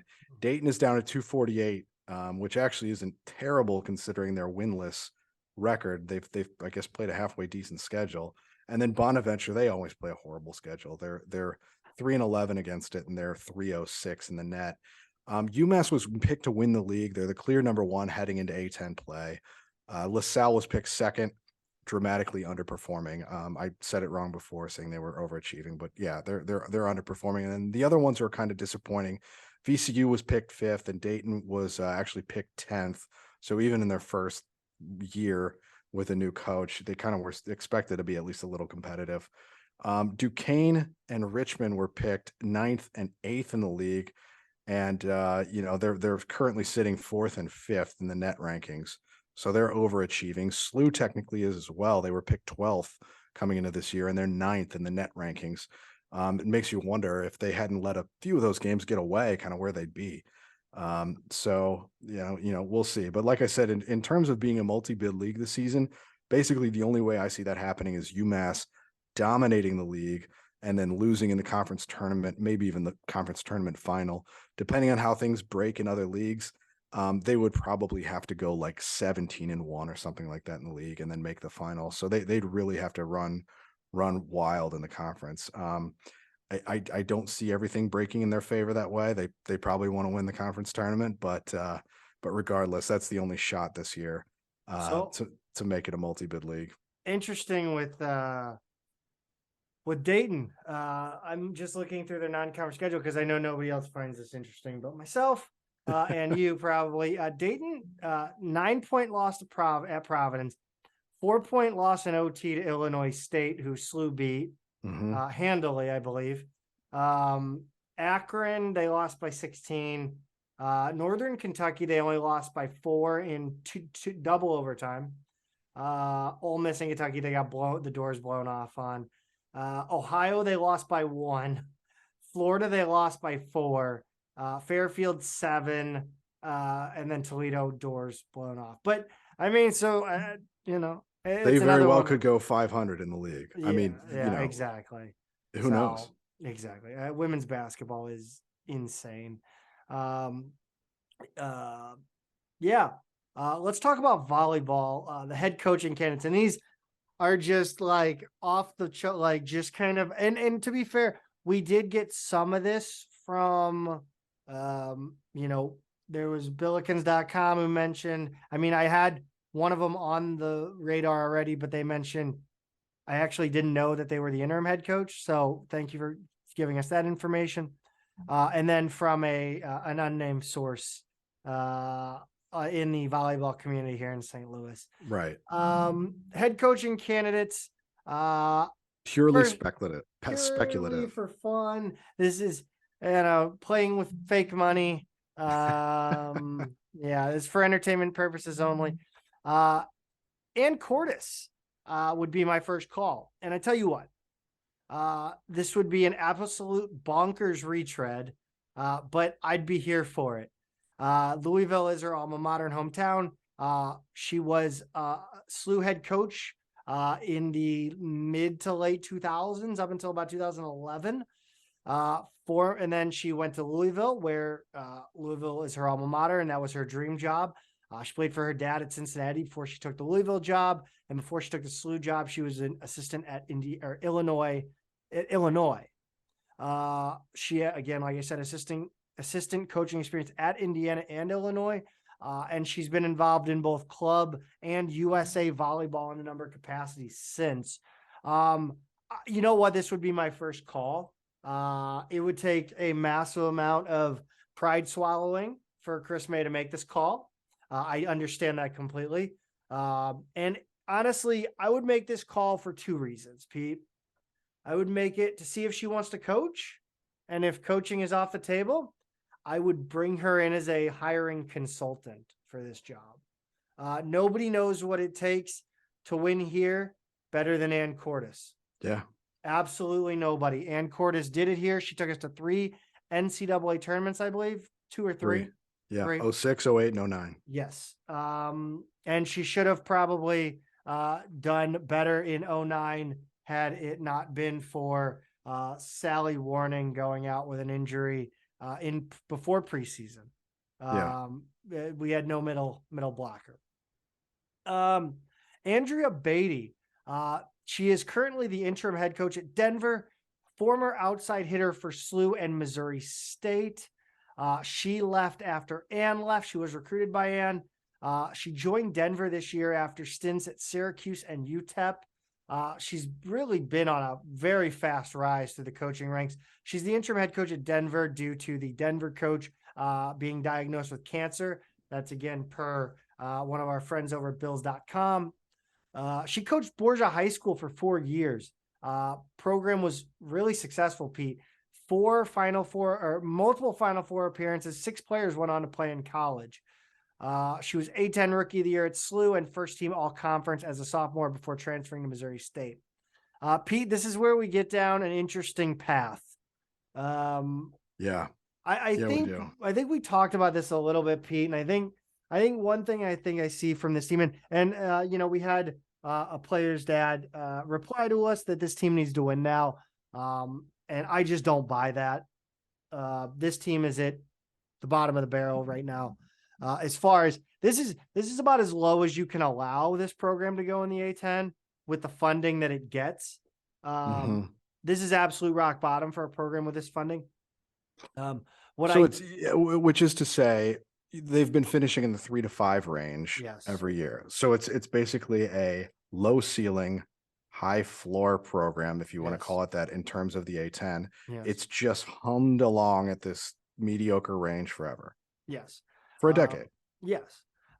So what there's a way of looking at this team and this program in that if you can coach volleyball at the high school level and the elite club level, and you can work your connections here in St. Louis, if you are a popular coach and you are a good enough coach to coach elite club volleyball, and well-connected enough to get the top of the St. Louis volleyball. Like, again, we talked with John Klein, right? John Klein said, Kalish has a clear-cut vision for how SLU soccer should be run. St. Louis based, and then pick from outside the area. Find people outside the area if they're a special player. Mhm. That is what we're looking at when we look at the next two coaches. Zach Yeah. Young. Yeah.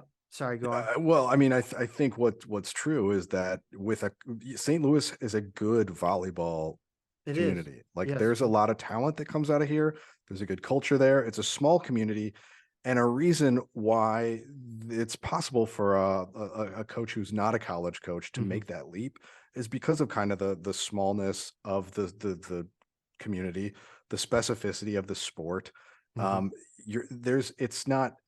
There are certain sports where the difference is another world, Right. making that leap. And I don't think that's true in volleyball. Mhm. And it's also true that you can win this league with a core of local talent. So yeah, Yes.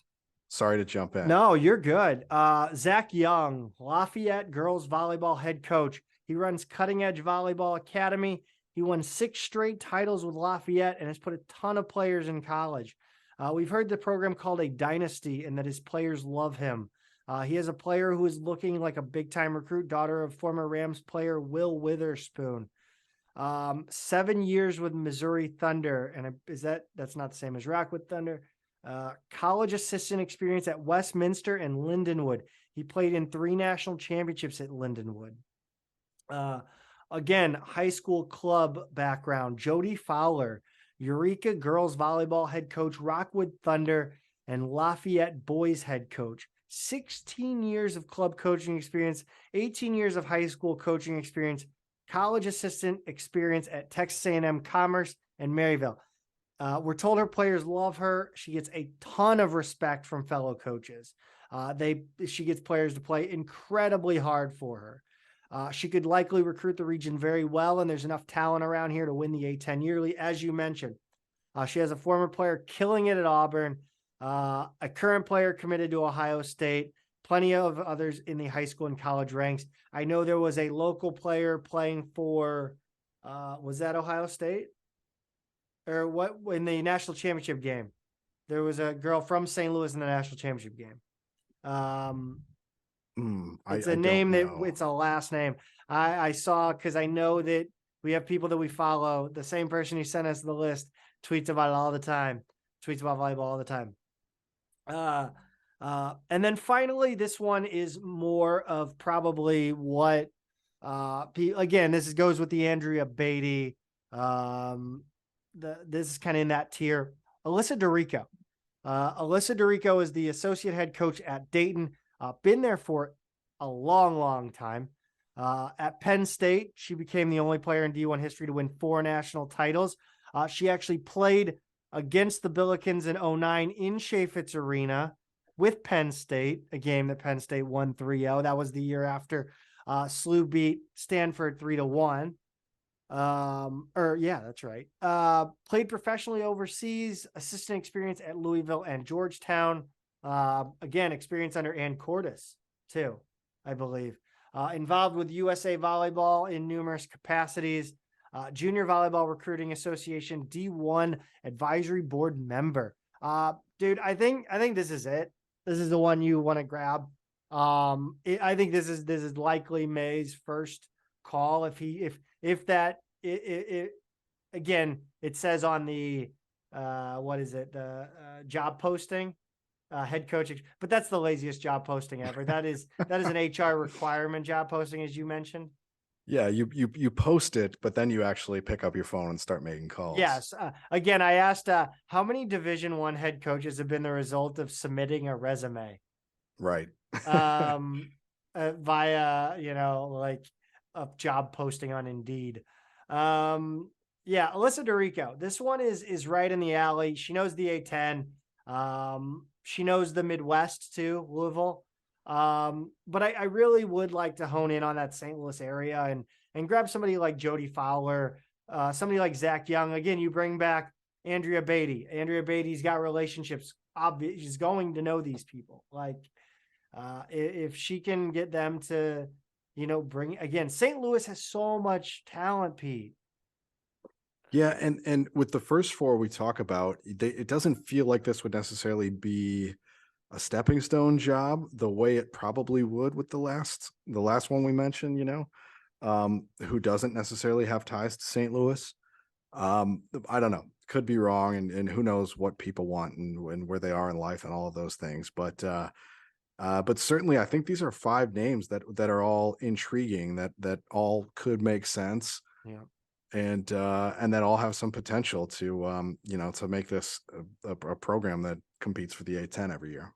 Yeah, and it's Gabby Blossom, who is playing for Penn State from St. Louis. She was in the okay. Yeah, she I don't know if she has. It's Jay Blossom's daughter. There you go. Yeah, I don't know if she has any eligibility left. Maybe a COVID bonus year, maybe a graduate year. You bring in a whatever. Yeah, dude, just you win St. Louis. You win St. Louis recruiting in volleyball. You will win the A10 once. You will go to the NCAA tournament every 4 years. Yeah, every I think 4 you're years. Right. That's it, Pete. Again, thank you to John Klein for coming on the show. So much fun to talk to him, Pete. Great kid. Yeah, nice guy. Yeah. We're hoping the best for him. Oh, sorry. I did that thing where I complained about in the field hockey article. Kid. Great kid. Great guy. Great guy. That wraps up the week in Billiken Athletics. Follow us on Twitter at Midtown Mad Pod, at Peter is a tweeter, at Zach Miller MMP, on Instagram at Midtown Mad Pod. We appreciate any suggestions you might have for the show. Feel free to send them over. Please go subscribe to the show on all platforms. If you haven't left a review, do so. That'd be awesome. 5 stars would be cool with it. As always, Pete, go Bills. Go Bills.